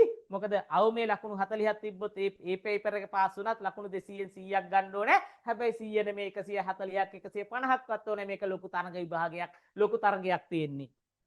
රයිට් භාෂා හැකියාවේ මොනවත් දන්නේ නැතුව මොනවත් කරන්න බෑ. හැබැයි මම ඔයාලට ගෝල් පේස් පිට්ටනියේදී යුද හමුදා සංදර්ශනයක් පැවැත්විනි කියලා ඒක අරගෙන ඇත්ත පාස් පේපර් එකක් අරගෙන ඒකේ අක්ෂර වින්‍යාසය ව්‍යාකරණ දෝෂ පද බෙදීම විරාම ලක්ෂණ ඔක්කොම දාලා තනි වාක්‍යයකින් එකතු කරලා පෙන්නුවා. ඒක 3න් 1කට අඩු කරලත් මම පෙන්නුවා. ඒ පහුගිය විභාග ප්‍රශ්න පත්‍රයක තිබ්බ ඇත්ත ගැටලුවක් අරගෙන ඇත්ත ගැටලුව වලට යන්න ඉස්සෙල්ලා අපිට සිංහල වල මූලික ව්‍යාකරණ පිළිබඳව යම් දැනීමක් හදාගන්න පුළුවන් නම් ගොඩක් වැදගත් වෙනවා. ඒත් හැබැයි විධිමත් පාඨමාලාවේදී මම ඇත්ත ප්‍රශ්න පත්‍රයක් කරවලා තමයි ඔයාලට සිංහල භාෂාව පිළිබඳ මූලික දේවල් ටික කියන්නේ. හැබැයි සිංහල භාෂාවේ මූලික දේවල් ටික හඳුන්වා දීමේදී යම් ප්‍රමාණයක් මම කියන්න බලාපොරොත්තු වෙනවා. ඔයාලගේ 9 10 11 වසර 3ක් ගත්තාම අවුරුදු 3ක් තිස්සේ ඉගෙන ගත්ත සිංහල වල මූලික දැනුම ටික එක මිටකට කෙටි කරගෙන එක දවසකට නැත්නම් එක දවස් දෙකකට කෙටි කරගෙන අපිට සියලු දේවල් ටික ගන්න පුළුවන් නම් ඉතාම වැදගත්. ඒකේ ආරම්භයක් විදිහට මේ බලන්න සිංහල භාෂාවේ කියන දේවල් වලට කරන දේවල් වලට කියනවා පද කියලා. පද කියලා කියනවා. කරන දේවල් වලට ක්‍රියාපද කියලා කියනවා. තියෙන දේවල් නමක් ගමක් ස්ථානයක් වලට කියනවා නාමපද කියලා කියනවා. මේවා එකට ගලපා ගන්න අපිට විවිධ පද මේකට දාන්න පුළුවන් වෙනවා. නිපාත පද තියෙනවා, ක්‍රියාපද තියෙනවා, නාමපද තියෙනවා. ඒවත් එක්ක කරන දේවල් ටිකක් තියෙනවා. කරන දේවල් වලට කියනවා ක්‍රියාපද කියලා. කරන දේවල් ක්‍රියා ගොඩාක් කරන්න පුළුවන්. පූර්ව ක්‍රියා, මිශ්‍ර ක්‍රියා, අසම්භාව්‍ය ක්‍රියා, ප්‍රයෝජ්‍ය ක්‍රියා, විවිධ ක්‍රියා වර්ග තියෙනවා. මේ ක්‍රියා ගොඩාක් කරලා අවසාන ක්‍රියාවක් තියෙනවා. අවසාන ක්‍රියාවට කියනවා ආඛ්‍යාතය කියලා. ක්‍රියා ගොඩක් අතරින් අවසාන ක්‍රියාවට කියනවා ආඛ්‍යාතය කියලා. ආඛ්‍යාතයෙන් කියවන කෙනාට කියනවා උක්තේ කියලා. ආඛ්‍යාතයට අයිතිකාරයට කියන උක්තේ කියලා. උක්තේ කියලා කියනවා. උක්තේ සමහරට කර්තෘ උක්ත වෙන්න පුළුවන්. එතකොට කර්තෘකාරක වාක්‍යයක් වෙන්න පුළුවන්. උක්තේ සමහර විට කර්මයේ උක්ත වෙන්න පුළුවන්. එතකොට කර්මකාරක වාක්‍යයක් වෙන්න පුළුවන්. එහෙනම් වාක්‍යයක අවසාන ක්‍රියාව හේවත් ආඛ්‍යාතයක් තියෙන්න ඕනේ. ඒ ආඛ්‍යාතය කරන කෙනෙක් වෙන්න පුළුවන්. ඉබේ වෙන දෙයක් වෙන්න පුළුවන්. ඒ ආඛ්‍යාතය ඇතුලේ යම්කිසි කර්තෘ කෙනෙක් ඉන්න පුළුවන්.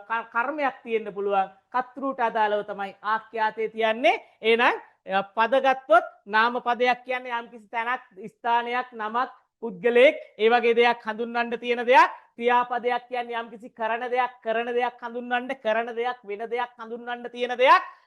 නිපාත පදයක් කියන්නේ මේ නාම ක්‍රියා විවිධ පදවල මුලට මැදට අගට ඇවිල්ලා අදහස එක එක ආකාරයට වෙනස් කරන්න පුළුවන් දාණයවට කියනවා නිපාත පද කියලා. හෝ කියලා දාන්න පුළුවන්, ද කියලා දාන්න පුළුවන්, සමග කියලා දාන්න පුළුවන්, එක්ව කැටුව නිපාත පද තොගයක් තියෙනවා සිංහල භාෂාව ඇතුලේ. ඒවට නිපාත කියලා කියනවා. මං උපසර්ග වගේ දේවල් ගැඹුරට යන්නේ නැහැ. නිපාත පද තමයි ගොඩක් වෙලාවට අපිට පාවිච්චි වෙන්නේ. කර්තෘ කියලා කියන්නේ ක්‍රියාව කරන කෙනා, කර්මය කියලා කියන්නේ ක්‍රියාව කරන කෙනාගේ ක්‍රියාවට යටත් වෙන ක්‍රියාව. ක්‍රියාවට යටත් වෙන කෙනා නැත්නම් යටත් වෙන පදාර්ථය පුද්ගලයෙක් වෙන්න පුළුවන්, වස්තුවක් වෙන්න පුළුවන්, කෙනෙක් වෙන්න පුළුවන්, දෙයක් වෙන්න පුළුවන්. කර්මය කියන්නේ ක්‍රියාවට යටත් කරන දේ, යටත් වෙන දේ. ආඛ්‍යාතය කියන්නේ අවසාන ක්‍රියාව කියලා කිව්වා. උක්තේ කියන්නේ ආඛ්‍යාතයෙන් කියවෙන නාමපදේ කියලා කිව්වා. ආඛ්‍යාතයෙන් කියවෙන දේ කියලා කිව්වා. අනුක්තේ කියන්නේ ආඛ්‍යාතයෙන් නොකියවෙන දේ. ආඛ්‍යාතයෙන් නොකියවන නාමපදයට කියනවා අනුක්තයක් කියලා. අනුක්ත ගොඩක් තියෙන්න පුළුවන්. වාක්‍යයක් ඇතුලේ එක උක්තයක් ඇතුලේ අනුක්ත ගොඩක් තියෙන්න පුළුවන්. එහෙනම් අනුක්තේ කියන්නේ නොකියවෙන දේ. ඕකත් එක්ක තමයි උක්ත ආඛ්‍යාත සම්බන්ධතාවයට යන්න වෙන්නේ. මේ පද ගැන මොනවද දන්නේ නැතුව උක්ත ආඛ්‍යාත පදේ ගැන කියද්දි නිකන් ග්‍රීසි කියනවා වගේ වෙනවා. ඒ නිසා මේ මූලික දේවල් ටික කියව ගන්න. මේවා සරල දේවල්. විභාගයේ අවුරුදු ඉස්කෝලේ අවුරුදු 3ක් තිස්සේ ඉගෙන ගත්ත දේවල් මම එකට කැටි කරලා ඊටාම සරලව අයන්නෙන් පටන් අරගෙන සිංහල මේ බලන්න නාමපදේ, ක්‍රියාපදේ, නිපාත කදේ, කර්තෘ, කර්මයේ, ආඛ්‍යාතේ, උක්තේ, අනුක්තේ ගත්තා. ඉතින් මේවා කලවම් කරලා තමයි අපි වාක්‍ය හදන්නේ. ඒ වාක්‍ය හදද්දී හරියට වාක්‍ය මුල මැද අග අර්ථවත්ව ගලප ගන්න යනවා. ඒකට තමයි කියන්නේ උක්ත ආඛ්‍යාත සම්බන්ධය කියලා. උක්ත ආඛ්‍යාතේ සම්බන්ධය හදාගන්න. උක්තේ කියන්නේ මොකක්ද? අනුක්තේ කියන්නේ මොකක්ද කියන එකත් අපි දැනගන්න ඕනේ. මම කිව්වොත් උක්තය, මා කිව්වොත් අනුක්තය, අපි කිව්වොත් උක්තය, අප කිව්වොත් අනුක්තය. ඒ වගේ සමහර දේවල් වලට උක්තයට අනුක්තයක් තියෙනවා. හැබැයි සමහර දේවල් වලට උක්තේම තමයි අනුක්තේ වෙන්නේ. නිමල් කිව්වොත්, සමන් කිව්වොත්, නමක් කිව්වොත් ඒවා අම්මා කිව්වොත්, තාත්තා කිව්වොත් ඒවා උක්තයට ගන්නෙත් අම්මමයි, අනුක්තයට ගන්නෙත් අම්මමයි. ඒ නමක් ඒ වගේ තැන්වල උක්තේ අනුක්තේ දෙක වෙනස් වෙන තැන් තියෙනවා, වෙනස් වෙන්නේ නැති තැන් ටිකක් තියෙනවා. ඒවා ගැන ගන්න ඕනේ. ඊළඟට සිංහල භාෂාව ගත්තාම වචන ભેදයක් තියෙනවා. ඒක වචන බහුවචන කියලා ඒකට අදාළව ආඛ්‍යාතේ තියෙනවා. ස්ත්‍රී පුරුෂ ભેදයක් තියෙනවා. ඒකට අදාළව ආඛ්‍යාතේ තියෙනවා. ඊගාවට පුරුෂ ભેදයක් තියෙනවා. උත්තම පුරුෂ, ප්‍රථම පුරුෂ, මධ්‍යම පුරුෂ කියලා ඒකට අදාළව ආඛ්‍යාතයේ තියෙන විදිහක් තියෙනවා. ඒ කාලාත්‍රයක් තියෙනවා. අතීත කාල, වර්තමාන කාල, අනාගත කාල කියලා ඒකට අදාළව ආඛ්‍යාතයේ තියෙන දේවල් ටිකක් තියෙනවා. මම දැන් ආඛ්‍යාතය කියද්දී ඔයාලට තේරෙනවා ආඛ්‍යාතය කියන්නේ අවසාන ක්‍රියාව කියන එක. ඒක ඇතුලේ පැහැදිලි වෙච්ච නිසා ඔන්න ඔය ආකාරයට ආඛ්‍යාතය තියන්න පුළුවන්. කාල ભેදයට, පුරුෂ ભેදයට, ලිංග ભેදයට විවිධ දේවල් වලට අදාළව ආඛ්‍යාතේ ඒක වචන වලට, බහු වචන වලට, ඊගාවට පණ තියෙන දේවල් වලට, පණ නැති දේවල් වලට එක එක විදිහට ආඛ්‍යාතේ ගලපන ආකාරයක් තියෙනවා. ගෞරවාර්ථයට වෙනම ආඛ්‍යාතේ ගලපනවා. විවිධ ආකාරයට සිංහල භාෂාවේ අවසාන ක්‍රියාව ගලපන එක තමයි සිංහල භාෂාව ඉතාමත්ම වැදගත්ම දේ තමයි අවසාන ක්‍රියාව. අවසාන ක්‍රියාවට යටත් කරන කර්තෘ වෙන්න පුළුවන්, කර්මය වෙන්න පුළුවන්, උක්තේ වෙන්න පුළුවන්, අනුක්තේ වෙන්න පුළුවන්, නිපාත වෙන්න පුළුවන්, රසවත් කරන දේවල් වෙන්න පුළුවන්. ඒ වරගෙන හරියටම වාක්‍ය මුල මැදාග හරියටම ගලප ගන්න පුළුවන්. නිවැරදිව රචනාව ලියන්න පුළුවන් වෙයි. නිවැරදිව පද කෙටි කරන්න පුළුවන් වෙයි. තුනෙන් එකකට නිවැරදිව මොනවා හරි දෙයක් ලියන්න ලියන්න තියෙන සියලු දේවල් නිවැරදි කරගන්න නම් මෙන්න මේ අයන්න අවශ්‍යයි. සිංහලේ හැදෙන, ගොඩ නැගෙන, වැඩෙන විදිහ අවශ්‍යයි. ඒකත් එක්ක ගියොත් ඔයාලට යන්න පුළුවන්. නැවත ඉස්කෝලේ පාසල් පොත් අවුරුදු 3-4ක් බලන්න ඔයාලට කාලයක් නැහැ. ඒ සියලු දේවල් ටික මම මේ එකට කැටි කරලා තියෙන්නේ. එහෙනම් බලමු. වාක්‍යයක් තැනෙන්න මුලින්ම තියෙන්න ඕන ආඛ්‍යාතය. වෙන දෙයක්. කමි. කවුද කන්නේ? ඊගාට කරන කෙනෙක්. මම කමි. මොනවද කන්නේ? බත් කමි. ඔන්න මේ බලන්න. කමි ආඛ්‍යාත. මම කමි. මම කිව්වොත් නියන්නෙන් ඉවර වෙන්නේ. මොනවද කන්නේ? මම බත් කමි. මෙන්න ආඛ්‍යාතේ. මෙන්න උක්තය. කර්තෘ උක්ත වෙලා තියෙන මෙතන. මෙන්න කර්මය. මම කමි. මම කිව්වොත් නියන්නෙන් ඉවර වෙන්න හැම එකේම ඕනේ. මම අප්පුහාමි කිව්වොත් මම අප්පුහාමි වාක්‍ය නිවැරදිද? නෑ. කොහොමද එන්න ඕනේ? මම අප්පුහාමි වෙමි. මම අප්පුහාමි කිව්වොත් මමත් මමත් නාමපදයක් අප්පුහාමිත් නාමපදයක් නාමපද දෙකකින් විතරක් වාක්‍යයක් හැදෙන්නේ නැහැ. එහෙනම් ක්‍රියාපදයක් හේවත් අවසාන ක්‍රියාවක් තියෙන්න ඕන. ඒක තමයි වෙමි. මම අප්පුහාමි නෙමෙයි මම අප්පුහාමි වෙමි. ඔන්න ඔහමයි අපේ භාෂාව හැදෙන්න ඕනේ. එහෙනම් මම කමි පූසෝ මරති. පූසෝ මරති. මරති කියන එක තමයි ආඛ්‍යාතයේ උක්තේ තමයි පූසු. හැබැයි පැහැදිලි මදි. මම කමි කියද්දි මම මොනව කනවද දන්නේ නැහැ. පූසෝ මරති කියද්දි අපි පූසොන්ට වෙඩි තියලා පූස මරනවද දන්නෙත් නැහැ. නැත්නම් පූස එකතු වෙලා මීයෝ මරනවද දන්නෙත් නැහැ. වාක්‍ය පැහැදිලි මදි. වාක්‍ය පැහැදිලි වෙන්න නම් ඉතින් මේක දිග ඇරගෙන යන්න ඕනේ. ආඛ්‍යාතයක් තියෙනවා, උක්තයක් තියෙනවා. ඒකට කර්මයක් දාන්න ඕනේ. කර්ම විශේෂණ තියෙනවා, ආඛ්‍යාත විශේෂණ තියෙනවා, උක්ත විශේෂණ තියෙනවා, විවිධ විශේෂණ පද දාන්න ඕනේ. ඒකත් එක්ක මිශ්‍ර ක්‍රියා තියෙනවා, පූර්ව ක්‍රියා තියෙනවා, විවිධ ක්‍රියා දාන්න ඕනේ. එහෙම වෙලා වාක්‍ය අමුණගෙන යනකොට අන්න රචනාව ලස්සනට හැදීගෙන එනවා. එහෙම හැදෙන්න නම් භාෂාව විකාශනය වෙන ආකාරය පිළිබඳව දැනගන්න ඕනේ. එහෙනම් බලන්න උක්ත ආඛ්‍යාත සම්බන්ධයෙන් දැන් මම කියන්නේ මොකද්ද උක්තය? පූසෝ කියන්නේ මොකක්ද? මම කියන්නේ උක්තය නැත්තම් පූස කියන්නේ උක්තය ආඛ්‍යාතය කියන්නේ කමි නැත්තම් මරති කියන එක. එහෙනම් දැන් බලන්න කර්මය පූසෝ මීයන් මරති. මීයන් මරති. එහෙනම් ආඛ්‍යාතය කතෘට මුල් තැන දීලා. එතකොට කියනවා කතෘකාරක වාක්‍යයක් කියලා කතෘ ලොක්ක කරලා කතෘ රජා කරලා කතෘ මුල් තැන දුන්නොත් කර්මය කියන එකට දෙන්නේ අනුක්තය. කර්මය කියන එක පහලට දානවා. පහලට දානවා කියන්නේ කරුමයට දෙනවා අනුක්තය. මීයන් මීයෝ කියන එකේ අනුක්තය මීයන්. එහෙනම් බත් කියන එකේ උක්තයත් බත්මයි අනුක්තයත් බත්මයි. රයිට්. දැන් බලන්න කර්මයක් එකතු වුණා නේද? කර්මයක් එකතු වුණා. ඔන්න ඔය කරුමේ තමයි අපි හරියට අල්ලගන්න ඕනේ. දැන් මම මේකට කියනවා අහිංසක මම නටමින් රතුපත් සෙමින් කමි කියලා. මොකද්ද උනේ? භාෂාව විකාශනය වුණා. භාෂාව සුන්දර විදියට විකාශනය වුණා. මොකද්ද වෙන්නේ? මම කියන එකට විශේෂණ පදයක් ආවා. කතෘට විශේෂණයක් ආවා. බත් කියන එක කර්මයට කර්ම විශේෂණයක් ආවා. ආඛ්‍යාතයට ආඛ්‍යාත විශේෂණයක් ආවා. ක්‍රියාවක් මැද ක්‍රියාවක් ආවොත් මැද ක්‍රියාවට ක්‍රියා විශේෂණයක් එනවා. මැද ක්‍රියාවක් ආවොත් මැද ක්‍රියාවට ක්‍රියා විශේෂණයක් එනවා. අවසාන ක්‍රියාව කියන්නේ ආඛ්‍යාතයේ ඒකට විශේෂණයක් આવොත් ආඛ්‍යාත විශේෂණයක් එනවා. ඊට පස්සේ ඔන්න නටමින් කියලා ඔන්න මිශ්‍ර ක්‍රියාවකුත් ආවා. මිශ්‍ර ක්‍රියාවකුත් ආවා. මේ වගේ වාක්‍ය සංකීර්ණ වෙද්දි කොහොමද වෙන්න ඕනේ? ආඛ්‍යාතයට ගැලපෙන්න උක්තේ තියන්න ඕනේ. උක්තේ තිය. මෙයානේ මේ උක්තය මමයි උක්තය. මෙයා උක්ත විශේෂණය. එහෙනම් මම කමි. හරි නේද? මම කමි. අහිංසක මම නටමින් රතුපත් සෙමින් කමි. දැන් පූසෝ මරති කීවා නේද? පූසෝ මරති කීවා. පූසෝ මීයන් මරති කීවා. දැන් පූසෝ කියන එකට උක්ත විශේෂණයක් දැම්ම කළු කියලා කළු පූසෝ. මීයන් කියන එකට කර්ම විශේෂණයක් දැම්ම කුඩා කියලා කුඩා මීයන් මරති කියන ආඛ්‍යාතයට නැත්තම් අවසාන ක්‍රියාවට විශේෂණයක් දැම්ම ඉක්මනින් කියලා ඉක්මනින් මරති කියලා දැම්ම. ඔන්න දැම්ම මිශ්‍ර ක්‍රියාවක් දැම්ම. කළු පූසෝ දුවමින් කුඩා මීයන් ඉක්මනින් මරති කියද්දි වැඩේ හොඳ පැහැදිලි. මේක තවත් පැහැදිලි වෙනවා. භාෂාව ගලාගෙන යනවා. අර මම පළවෙනි දවසේ කිව්වා වගේ අහිංසක මම නටමින් දුවමින් පණිමින් ඉදිරි හන්දියෙන් වමට හැරෙමින් ඊළඟ හන්දියෙන් දකුණට හැරෙමින් ඊළඟට හම්බවන සියඹලා ගහ යටට වී රතුපත් සෙමින් කමි. රතුපත් සෙමින් සිනාසෙමින් කමි. එක එක විදියට යන්න පුළුවන් භාෂාව විකාශනය වෙන්න ඕන ආකාරයට. ඕකම තමයි අනිත් පැත්තට කෙටි කරද්දී අකුලද්දි තුනෙන් එකට අකුලද්දි භාවිතා කරන න්‍යායත් සරලව ගත්තොත් ඕකම තමයි. රයිට්. එහෙනම් දැන් බලන්න උක්ත විශේෂණ තියෙනවා, කර්ම විශේෂණ තියෙනවා, ආඛ්‍යාත විශේෂණ තියෙනවා, මිශ්‍ර ක්‍රියා තියෙනවා, ඊට අමතරව පූර්ව ක්‍රියා තියෙනවා.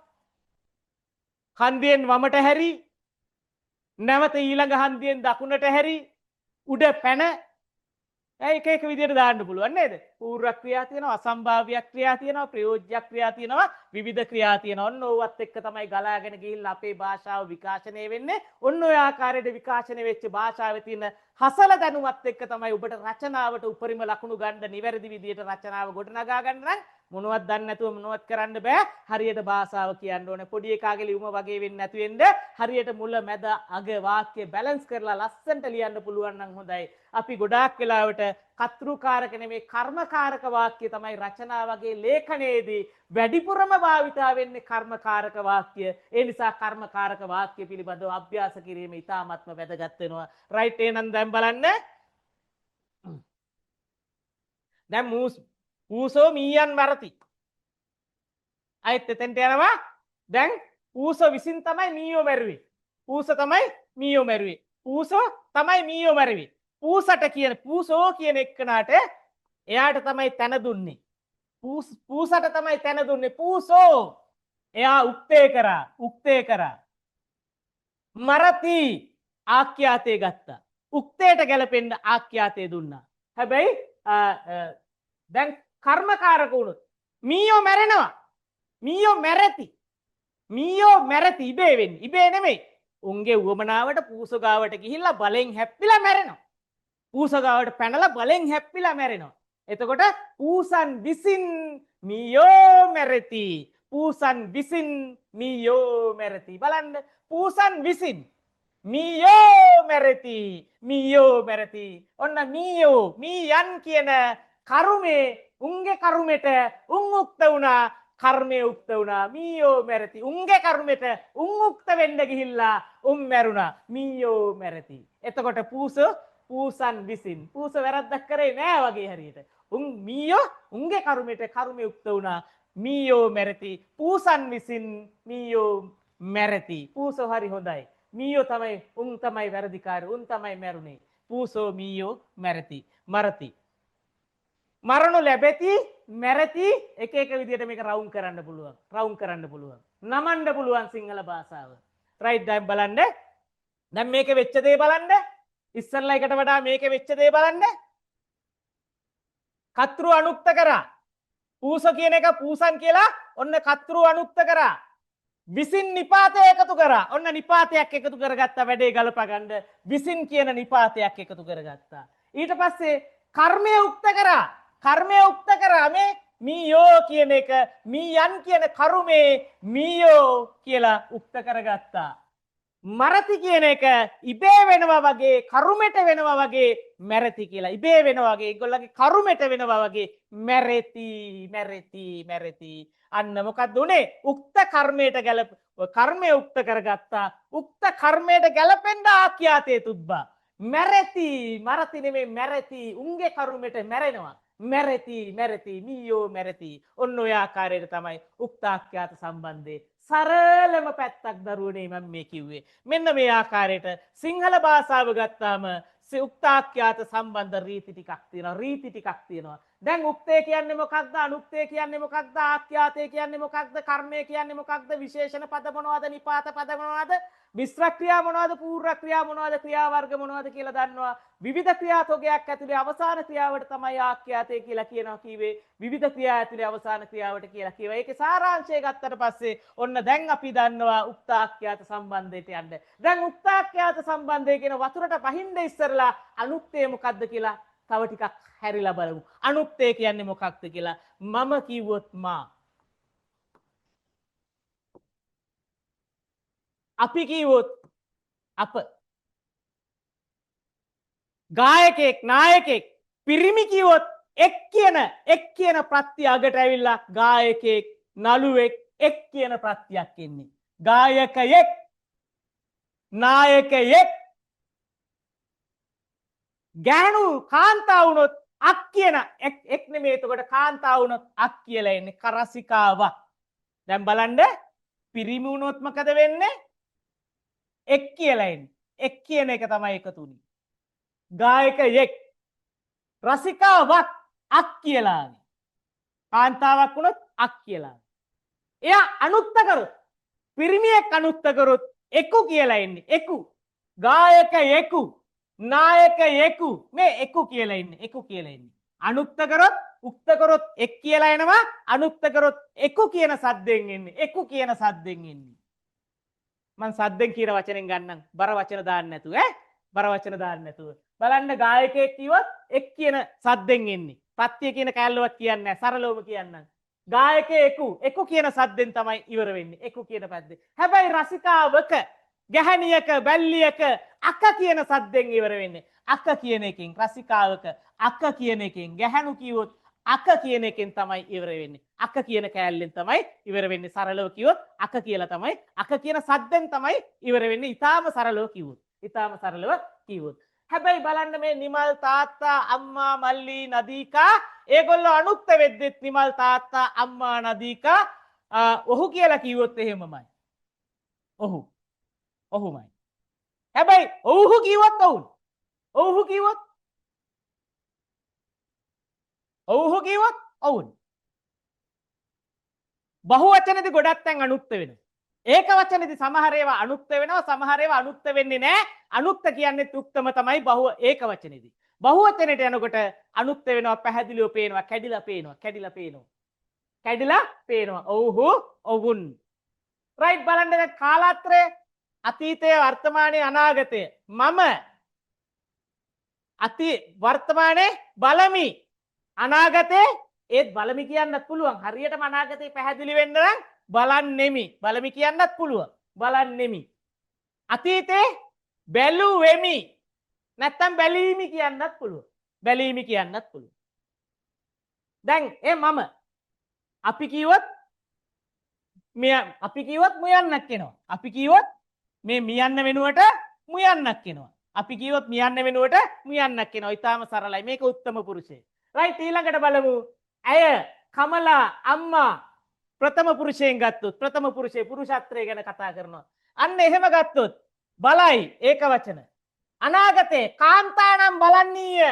කාන්තානම් බැලුවාය. එහෙනම් කාන්තාවගේ වෙනස් වෙන්නේ පිරිමිද ගැහැණුද කියන එකේ වෙනස් වෙන්නේ අතීතයයි අනාගතයයි විතරයි. ඒක වචනෙට විතරයි. මෙන්න මේ බලන්නීය බැලුවාය ඒක වචන වලට විතරයි අනාගත සහ අතීතයට විතරයි. ඒක හොඳට මතක තියාගන්න. කාන්තා බවක් ආවොත් ඒක අතීතයට අනාගතයටයි ඒක වචන වලට විතරයි අග වෙනස් වෙන්නේ. බලන්නීය බැලුවාය. අම්මලා බලති. තාත්තලා බලති. අම්මලා බැලූහ බැලුවෝය. තාත්තලා බැලූහ බැලුවෝය. අම්මා බලයි තාත්තා බලයි. වර්තමාන කාලෙට ලිංග එතන ගෑනුද පිරිමිද කියන එක අදාළ නැහැ. අම්මා බලයි තාත්තා බලයි. අම්මා බත් කයි තාත්තා බත් කයි. හැබැයි තාත්තා බත් කෑවේ අම්මා බත් කෑවාය. අන්න එහෙමයි යන්නේ. තාත්තා බත් කන්නේය හෙට බත් කන්නේය අම්මා බත් කන්නීය. එහෙමයි යන්නේ. සමහර දේවල් තියෙනවා දෑය කියලාත් ඉවර කරනවා. දෑය කියලා. අම්මා බත් කෑදෑය. උන්දෑ මුන්දෑගේ මුහුණ කෑදෑය. දෑය කියලා ඉවර කරන තැන් තියෙනවා. ඒ වගේ තැන් තියෙනවා. රයිට් බලන්න. ඔව්හු ඇයලා අම්මලා බලති බලන්නෝය බලුවේ. මං කියපු ටික බලන්න. සිංහල භාෂාව අවුරුදු 3ක් තිස්සේ ඉස්කෝලේ අවුරුදු 3ක් ඉගෙන ගත්තේ මම මේ කැටි කරලා කෙටි කරලා පෙන්නලා දෙන්නේ. රයිට් එහෙනම් ඊළඟ එකට යන් උක්තාක්‍යාත සම්බන්ධය.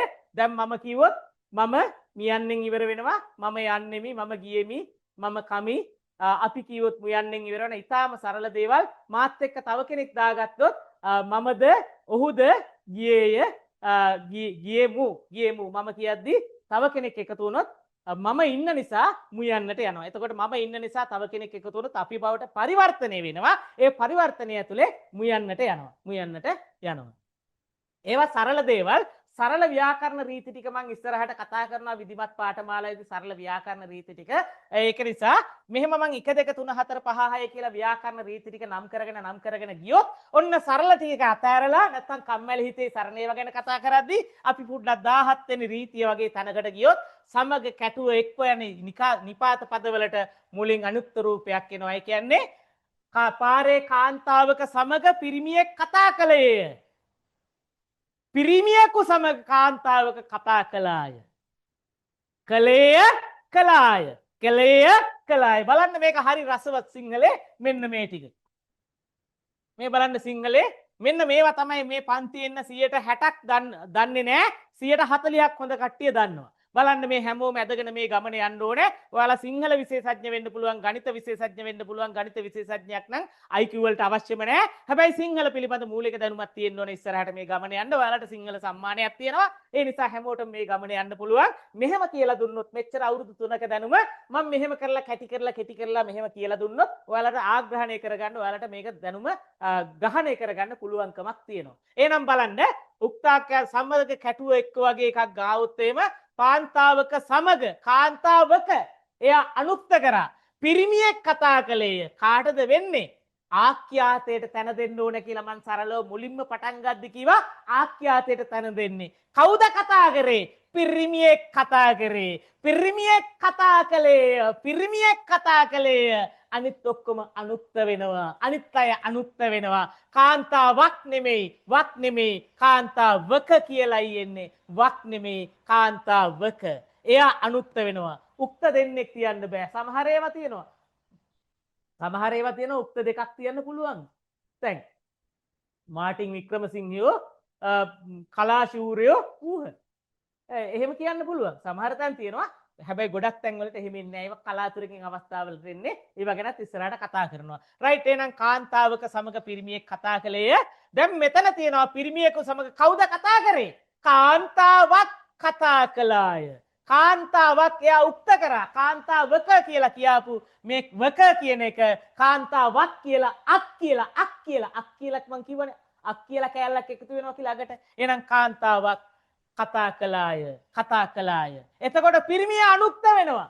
දෙන්නෙකුට මේකේ වැඩ දාන්න බෑ. මේ පාරේ දෙන්නෙකුට වැඩ දාන්න බෑ. එහෙනම් පිරිමියෙකු සමග කාන්තාවක් කතා කළහ. බලන්න ගුරුවරුන් කැටුව ශිෂ්‍යාව ගමනක් ගියාය. කවුද ගියේ? ශිෂ්‍යාව ගියාය. අනිත් අය ඔක්කොම අනුක්ත වෙනවා. ගුරුවරුන් කැටුව ශිෂ්‍යාව ගියාය. නැත්තම් යන්නීය. නැත්තම් යයි. දැන් ශිෂ්‍යාව නෙමෙයි අපි තන දෙනවා ගුරුවරුන්ට තන දෙනවා. ගුරුවරුන්ට තන දෙනකොට ගුරුවරු කියලා ගන්නවා. අර ඉස්සරලා තන දුන්න ශිෂ්‍යාවගේ තන පල්ලහැට දානවා. ශිෂ්‍යාව පල්ලහැට දානවා. එයා අනුක්ත කරනවා. අක ප්‍රත්‍ය ගත්තා. අක ශිෂ්‍යාවක කැටුව ගුරුවරු ගමනක් ගියහ. බලන්න ගිය කෙනා ආඛ්‍යාතයට ගැලපෙන්න තමයි උක්තේ තියන්නේ. උක්ත දෙකක් එතන තියන්නේ නැහැ. උක්ත දෙකක් තියෙන තැන් තියෙනවා. ඒවා ගැඹුරුයි ඒවා ඉස්සරහට කියන්නම්. දැන් ඊළඟට බලන්න හෝ කියලා ගත්තොත් අම්මා හෝ තාත්තා හෝ ගමනක් අගට ආවේ තාත්තා හෝ කියලා. ගියේය. තාත්තා හෝ අම්මා හෝ ගමනක් ගියාය. අන්න බලන්න භාෂාවේ සුන්දරත්වයේ පටල ගන්න තැන් වල පටල ගන්න තැන් මේ බලන්න.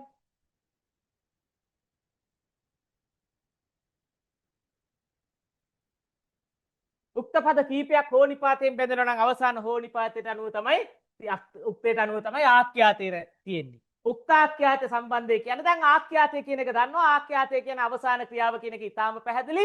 ක්‍රියා ගොඩක් ඇතුලේ ආඛ්‍යාතය කියන්නේ ක්‍රියා ගොඩක් ඇතුලේ අවසාන ක්‍රියාව. එහෙනම් ආඛ්‍යාතය යොදන්නේ අන්තිම එක්කනට. ගියේය. කවුද ගියේ? තාත්තා හෝ ගියේය. සිංහල භාෂාවේ මේම හෝ කියලා තිබ්බත් අන්තිම එක්කනට පස්සෙත් හෝ තියෙනවා. සාමාන්‍යයෙන් ඔයාලට හුරු ඇති අම්මා හෝ තාත්තා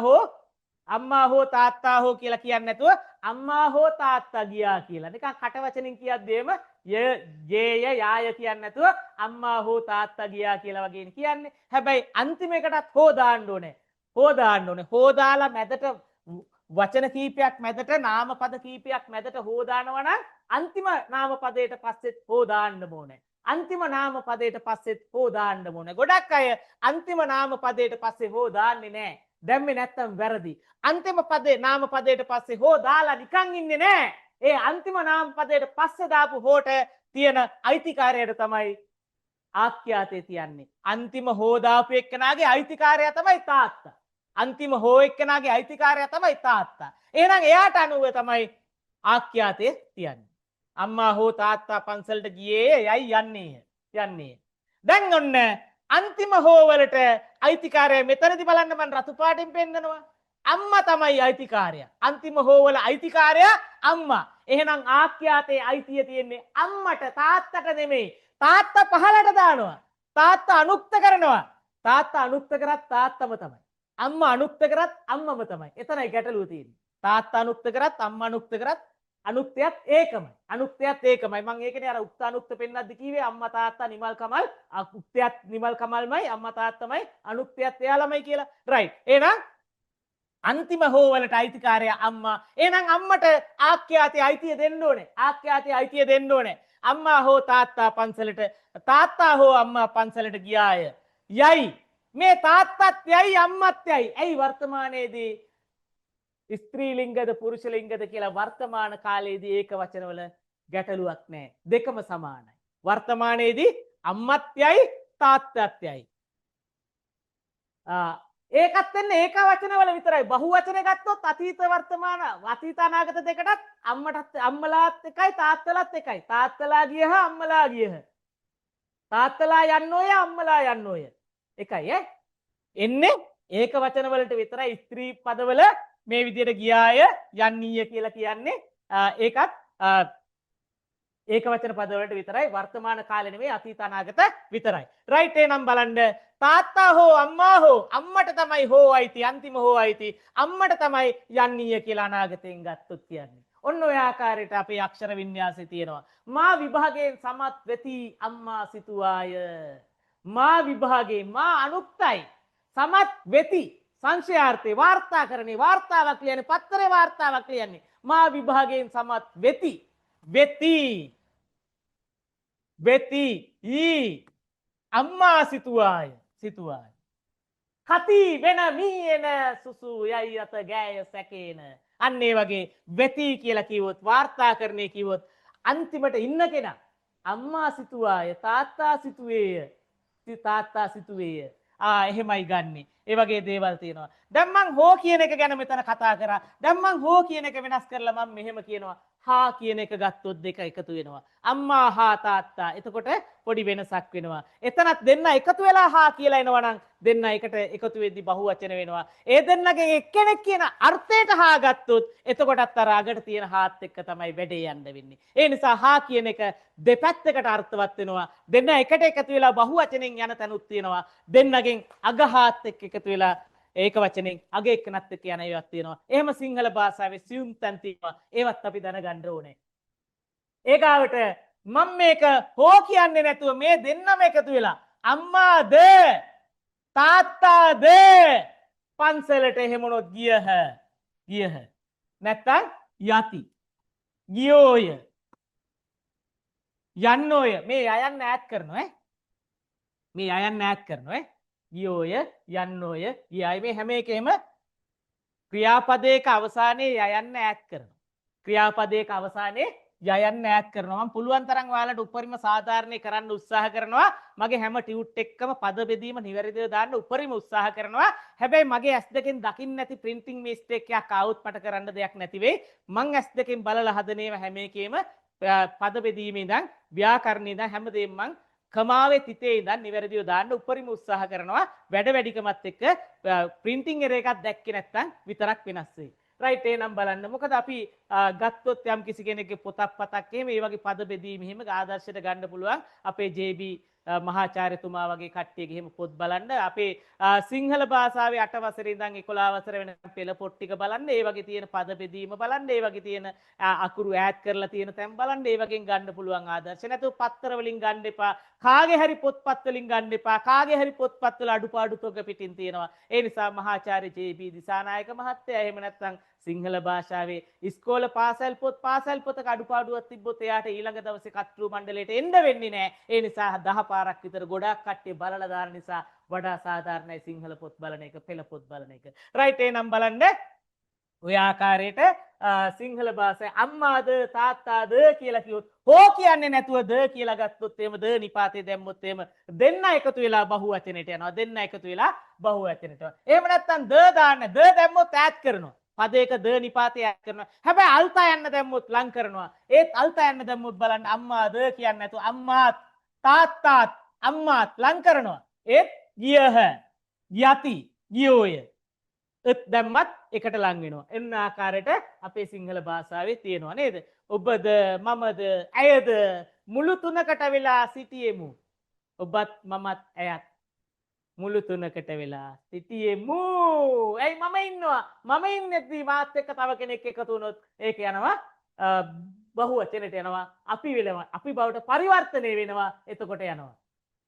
හැබැයි ඒකෙත් වෙනස් වෙන තැන් තියෙනවා. සියුම් තැන් තියෙනවා. ඒව ඊළඟ දවස්වල කතා කරමු. ඊළඟට අක්ෂර වින්‍යාස රීති ටික ගොඩක් වැදගත් වෙනවා. අක්ෂර වින්‍යාස රීති වල ඇතැම් මේවා තියෙනවා මතභේදයට තුඩු දෙන තැන් තියෙනවා. මතභේදයට තුඩු දෙන්නේ නැති ඒවා අපි නිතරම භාවිතා වෙන වචන ටික අවශ්‍යයි අක්ෂර වින්‍යාසයේ. ඒ රීති ගැන පුංචි පුංචි සරල දේවල් ටිකක් මම ඉස්සරහා පන්ති වලදී පැහැදිලි කරන්නම්. ඒත් එක්කම ඔබේ මට්ටමට ඔබ රචනා ලියන්න තියෙනවා, ඔබට ලියුම් ලියන්න තියෙනවා විභාගයට. අන්න ඒ වගේදී වැඩිපුරම එන මහත්මයාණනි, මැතිණියනි, ස්ත්‍රීලිංග පද සාධනේ අන්තිම නියන්න දන්තජ වෙන්න ඕනේ. මහත්මයාණනි කියද්දි මුර්ධජ නියන්නෙන් ඉවර පටන් අරගෙන දන්තජ නියන්නෙන් ඉවර වෙන්න ඕනේ. අගට කමාවක් එන්න ඕනේ විරාම ලක්ෂණ විදියට. ඒ වගේ තියෙනවා දේවල් ටිකක්. අපිට සමහර වචන බලා ගන්න තැනක් නැහැ. අපි ගාව ඩික්ෂනරි තියෙනවා, විවිධ ඩික්ෂනරි තියෙනවා. ඒ ඩික්ෂනරි වල තියෙන්නේ ඉංග්‍රීසි සිංහල ඩික්ෂනරි, දෙමළ සිංහල ඩික්ෂනරි. නමුත් සිංහල ඩික්ෂනරි හරි විරලයි.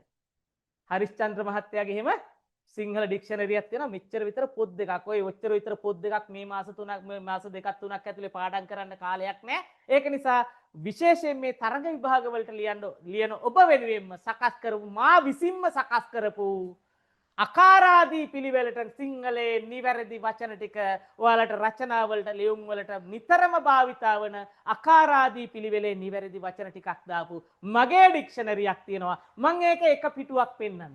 එක පිටුවක් පෙන්නන්න. මේ බලන්න අයන්න ගත්තොත් එහෙම අකුලනවා.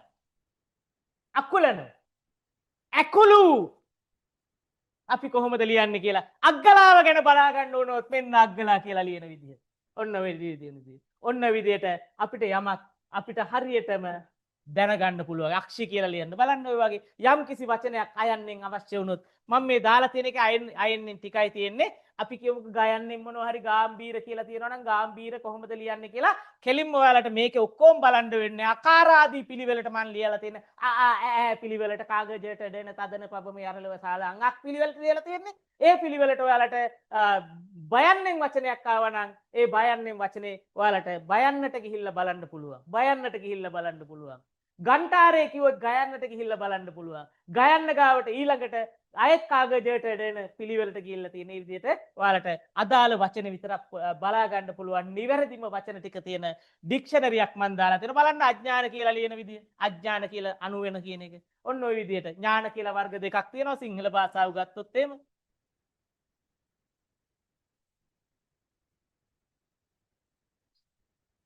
මේ බලන්න. ඥාන මේ බලන්න ඥාන වෙනස් වෙන තැන තියෙනවා. රයිට් ඒව ගැන අපි ඉස්සරහට කතා කරමු. ඔන්න ඔය ආකාරයට තමයි මේ ටික පටන් ගන්නෙ. ඔයාලට සම්පූර්ණ විෂය නිර්දේශය පටන් ගන්න පාඨමාලාව ජුලයි මාසේ පළවෙනිදා ඇප්ලිකේෂන් දාලා ඉවර වෙන්නේ හැමෝම ජූනි 31 වෙනිදාට ජූනි 30 වෙනිදාට ජූනි මාසේ දින 30යි තියෙන්නේ ජූනි 30 වෙනිදාට පහුවදා ජුලයි මාසේ පළවෙනිදාට පටන් ගන්නවා. මොකද බොහෝ අයට මගේ ආරම්භක දේශන ටික මිස් වුණොත් එහෙම වටිනාම දේශන ටික මිස් වුණොත් අපරාධයක් වෙනවා. ඒ නිසා මම මේ මාසේ අතහැරලා ලබන මාසේ පළවෙනිදා ඉඳන් පටන් ගන්න තියෙනවා. අපි නිශ්චිත දින දා ගන්න ඕනේ. නැත්තම් මේක බෑ කවද්ද පන්ති තියෙන්නේ කියලා කාලසටහන් දාන එකට වඩා නිශ්චිත දින දෙකක් දා ගන්න ඕනේ. සතියකට දින දෙකක්. එතකොට මාසෙකට සති 4ක් තිබ්බොත් සතියකට දින දෙකක් කියන්නේ සති 8යි. සති 8යි දින 8යි. දින 8ට අමතරව මාසෙ දින 28ක් නෙමෙයි මාසෙ දින 30ක් හෝ 31ක් තියෙනවා. ඒක නිසා ගොඩක් මාසවල දින 9ක් වෙනවා. දින 9ක් වෙනවා. බලන්න එහෙමනම් සෑම අඟහරුවාදා හස සෙනසුරාදා දවසකම ඔයාලට පහසුම වෙලාව තමයි හැන්දෑවේ 8. සමහරු ඔයාලා ජොබ් කරන කට්ටිය ඉන්නවා, ප්‍රයිවට් අංශේ ජොබ් කරන කට්ටිය ඉන්නවා, වෙන දේවල් කරනවා. ඒක නිසා ඔයාලට ලේසිම වෙලාව තමයි හැන්දෑවේ 8. මං සෙනසුරාදා ඉරිදවත් දවල් කාලයක් දැම්මේ නෑ. මොකද ඔබට වඩාත් පහසු වෙන විදියට ඔබගේ අනික් කටයුතු වලට බාධාවක් නොවන ආකාරයට තමයි මම මේක දාලා තියෙන්නේ. ජූලයි මාසේ පළවෙනිදා දැන් හැම අඟහරුවාදා දවසකම සහ සෙනසුරාදා දවසකම රාත්‍රී 8 සිට 10:00 වෙනකම් පැය දෙකමාරක් සමහර වෙලාවට පේපර් එක ඉවර කරගන්න බැරි වුණොත් ඊට වඩා වැඩි වෙලාවක් වුණත් කතා කරන්න පුළුවන්. මෙන්න මේ ආකාරයෙන් ඔයාලට විෂයන් දෙකම මමමයි කතා කරන්නේ. මේ කතා කරන, මේ තර්ක කරන, මේ කෑ ගහන, මේ කටහඬ තියෙන මේ මම්ම විතරයි. මං කිසිම ගුරුවරයෙක් මේ විෂයන් දෙකේ සිංහල වලටවත් IQ වලටවත් කරන්නේ නැහැ. ඔයාලට IQ කරද්දී IQ වඩා හොඳයි කියලා තේරෙයි. ඒක අයින් වෙලා සිංහල කරද්දී ඊට වැඩි සිංහල හොඳයි කියලා හිතේ. ඒ විදිහට මම වෙන කෙනෙකුට මේක පාඨමාලාව බාර දුන්නොත් මගේ කීර්ති නාමයටයි හානියක් වෙන්නේ. ඊටාම වැදගත් කීර්ති නාමය කියන එක. ඒ නිසා මං විසින් විතරයි මේ පාඨමාලාව කරන්නේ. ඒත් එක්කම මේ කළමනාකරණ සේවා නිලධාරී තනතුරට ඔබ ආයුධ කරලා තියෙන්න පුළුවන්. ඒ වගේම අධිකරණයේ තියෙනවා අධිකරණ ලිපිකාර සේවාව මේ වෙනකොට කැසට් කරලා තියෙනවා. අනිවාර්යෙන් ඒකටත් ආයුධ කරන්න. ඒකත් එක්කම දුම්රිය ස්ථානාධිපති සේවාව කියන්නේ ලිපිකරු සමාන්තර වගේ සේවාවක්. ඒකට වෙනම ආයුධ කරලා තියෙනවා. ඒකටත් දාන්න. තියෙන හැම එකටම අයදුම් කරන්න හැම එකටම යන්න. මොකද තනි අඹයකට ගල් කැටයකින් ගහද්දි වැටෙන්න ඉඩ අඩුයි. හැබැයි අඹ පුකුරකට දිග පොල්ලකින් දමල ගැහුවොත් එකක් හරි වැටෙන්න ඉඩ කඩ වැඩි, chance එක වැඩි. ඒ නිසා ඒකට යන්න සමහරු මගෙන් අහනවා SLS පටන් ගන්නවද කියලා. SLS limited අයට මම කරනවා. ඔයාලට කරන්නේ නැහැ. හේතුව තමයි ප්‍රධානම හේතුව තමයි SLS ලංකාවම ලියලා 100ක් තේරෙනවා නම් ඔබට ලංකාවෙම 100 පළවෙනි 100ට එන්න පුළුවන්ද කියන එකට වඩා මේකේ සම්භාවිතාවය වැඩි. මේකේ විශාල ප්‍රමාණයක් බඳව ගන්නවා. 2009ට පස්සේ මේ පළවෙනි වතාවට ඔබෙන් ඇප්ලිකේෂන් කෝල් කරලා 2019 sorry 2019ට පස්සේ පළවෙනි වතාවට ඇප්ලිකේෂන් කෝල් කරලා තියෙන්නේ රටේ තියෙන තත්ත්වෙත් එක්ක නැවත කවදා කොයි කාලයක මේකට ඇප්ලිකේෂන් ආයි කවදා කෝල් කරයිද කියලා කියන්න බෑ ලැබිච්ච අවස්ථාවෙන් chance එකක් ගන්න ඔබ සමහරට උපාධි ඉගෙන ගන්න කෙනෙක් වෙන්න පුළුවන් අපේ ලංකාවේ අපේ රටේ උපාධිධාරියෙකුට අනිවාර්යෙන් රජයේ රැකියාවක් ලැබෙන්නේ වෛද්‍ය වෘත්තියට විතරයි වෛද්‍ය උපාධියට විතරයි අනික් උපාධි මොන එක ගත්තා වුණත් රස්සාව ෂුවර් නෑ රස්සාව ෂුවර් නෑ ඒ නිසා ඔබ උපාධිය ලියන්න ඒක බාධාවක් කරගන්න එපා ඒ අතරතුරේ රස්සාව මේකට පුළුවන් නම් උත්සාහ කරලා බලන්න රැකියාව කරන අතරේ උපාධිධාරීන් වෙන ගොඩාක් පිරිස් ඉන්නවා ඔයාලට සෞඛ්‍ය දෙපාර්තමේන්තුව මේකට නම් සෞඛ්‍යයට එන්න බෑ මේ විභාගය ඇතුලේ සමහර දෙපාර්තමේන්තු තියෙනවා දුම්රිය දෙපාර්තමේන්තුව වෙනත් දෙපාර්තමේන්තු විතර රාත්‍රී රාජකාරී සේවා මුර ක්‍රමයට තියෙන ඒවා තියෙනවා ඒ වගේ තැනකට තේරුණොත් එහෙම ඔයාලට උපාධිය කරන අතරේ රස්සාවත් හොඳින් කරගන්න පුළුවන් කොහොම වුණා වුණත් කමන්නේ ඔබට අවසාන තීරණය අන්තිමට ගන්න රැකියාවට යනවද නැද්ද කියන එක ඉගෙන ගන්නවා නම් කොහොම හරි කමන්නේ උපාධියට වඩා රැකියාව කියන එක ඉතාම වැදගත් ලංකාවේ උපාධිධාරීන් මේ වෙනකොට විශාල පිරිසක් එළියේ ඉන්නවා ඒගොල්ලන්ට සංවර්ධන නිලධාරී තනතුරු පවා මේ වෙනකොට ලබා දුන්නේ නැහැ අවුරුදු ගණනාවකින් ඉදිරියට කොහොම වෙයිද කියලා අතීතයේ ඉතාමත්ම අවිනිශ්චිතයි ලෝකෙ තියා රටේ තියෙන ප්‍රවණතාවත් එක්ක තියෙන තත්ත්වෙත් එක්ක ලැබුණු අවස්ථාවෙන් උපරිම ප්‍රයෝජන ගන්න උත්සාහ කරන්න ඔබට තාමත් මේකට ඉල්ලුම් කරන්න අවස්ථාව තියෙනවා ජූනි 30 වෙනකන් ඉල්ලුම් කරන්න පුළුවන් ඒකත් එක්ක තමයි මම පළවෙනිදට පටන් ගන්නවා කියලා කිව්වේ ගොඩක් අය මගෙන් අහනවා මේකට සම්බන්ධ වෙන්නේ කොහොමද ගාස්තු කොහොමද කියන එක දවස් 9ක් කතා කරනවා මේක ගැන ඔයාලගේ මේකේ අවසාන පිටුවේ මම මේකට සම්බන්ධ වෙන ආකාරය පිළිබඳව සියල්ලම දාලා තියෙනවා මේ අන්තිම පිටුවේ ටියුට් එකේ දාලා තියෙනවා ඔයාලා හැමෝම ඊට පස්සේ මගේ පන්ති වලට සම්බන්ධ වෙද්දී ටියුට් එක දවසකට කල්ලාතු එවනවා ටියුට් එක අනිවාර්යෙන් print කරගත යුතුමයි ටියුට් එකේ තියෙන ගැටලු ටික අනිවාර්යෙන් තනියම කළ යුතුමයි ඒ කියන්නේ විභාගේ ආවට ගියාට ලියන්න නෙමෙයි. පත්වීමක් ගන්න අපේක්ෂා කරනවා නම් ඔබ ටියුට් එකේ ගැටලු ටික අනිවාර්යෙන් කළ යුතුමයි. ගැටලු ටික කරලා ඉවරලා පන්තියට සහභාගී වෙද්දී ඔබේ උත්තරේ නිවැරදිද කියන බලන එක එකක්. ඊගාවට ඔබ පිවිසිච්ච ක්‍රමේ නිවැරදිද කරන එක කෙටිම ක්‍රමෙන්ද ඔබ දැක්කේ. ඔබට වෙලා ගිය කොච්චරක් වෙලා ගියද? ඇයි වෙලා ගියේ? මේක මං කරන කෙටි ක්‍රමේ ඇයි දැක්කේ නැත්තේ කියනවා ටැලි කරගන්න සංසන්දනය කරගන්න අඩුපාඩු හදාගන්න විතරක් පන්තියට සම්බන්ධ වෙන්න. ඒක නිසා ඔබට දාන නිබන්ධනයේ කල්ලාතු print කරගෙන කල්ලාතු උත්සාහ කරලා ඒ විදිහට ආවොත් ඔයාලගේ මේ තරඟය ඇතුලේ යන්න පුළුවන්. සමහරව ඉන්නවා ඊටාම ප්‍රයිට් කේස් වල උනන්දු අඩු නම් බ්‍රයිට් අඩු කෙනෙකුට දැඩි උනන්දුවක් තියෙනවා නම් අරය අභිබව යන්න පුළුවන්කම තියෙනවා. එහෙම උත්සාහ කරලා බලන්න. එහෙනම් අද දවසට නතර වෙනවා. සියලු දෙනාට ආයුබෝවන් සුබ රාත්‍රියක්.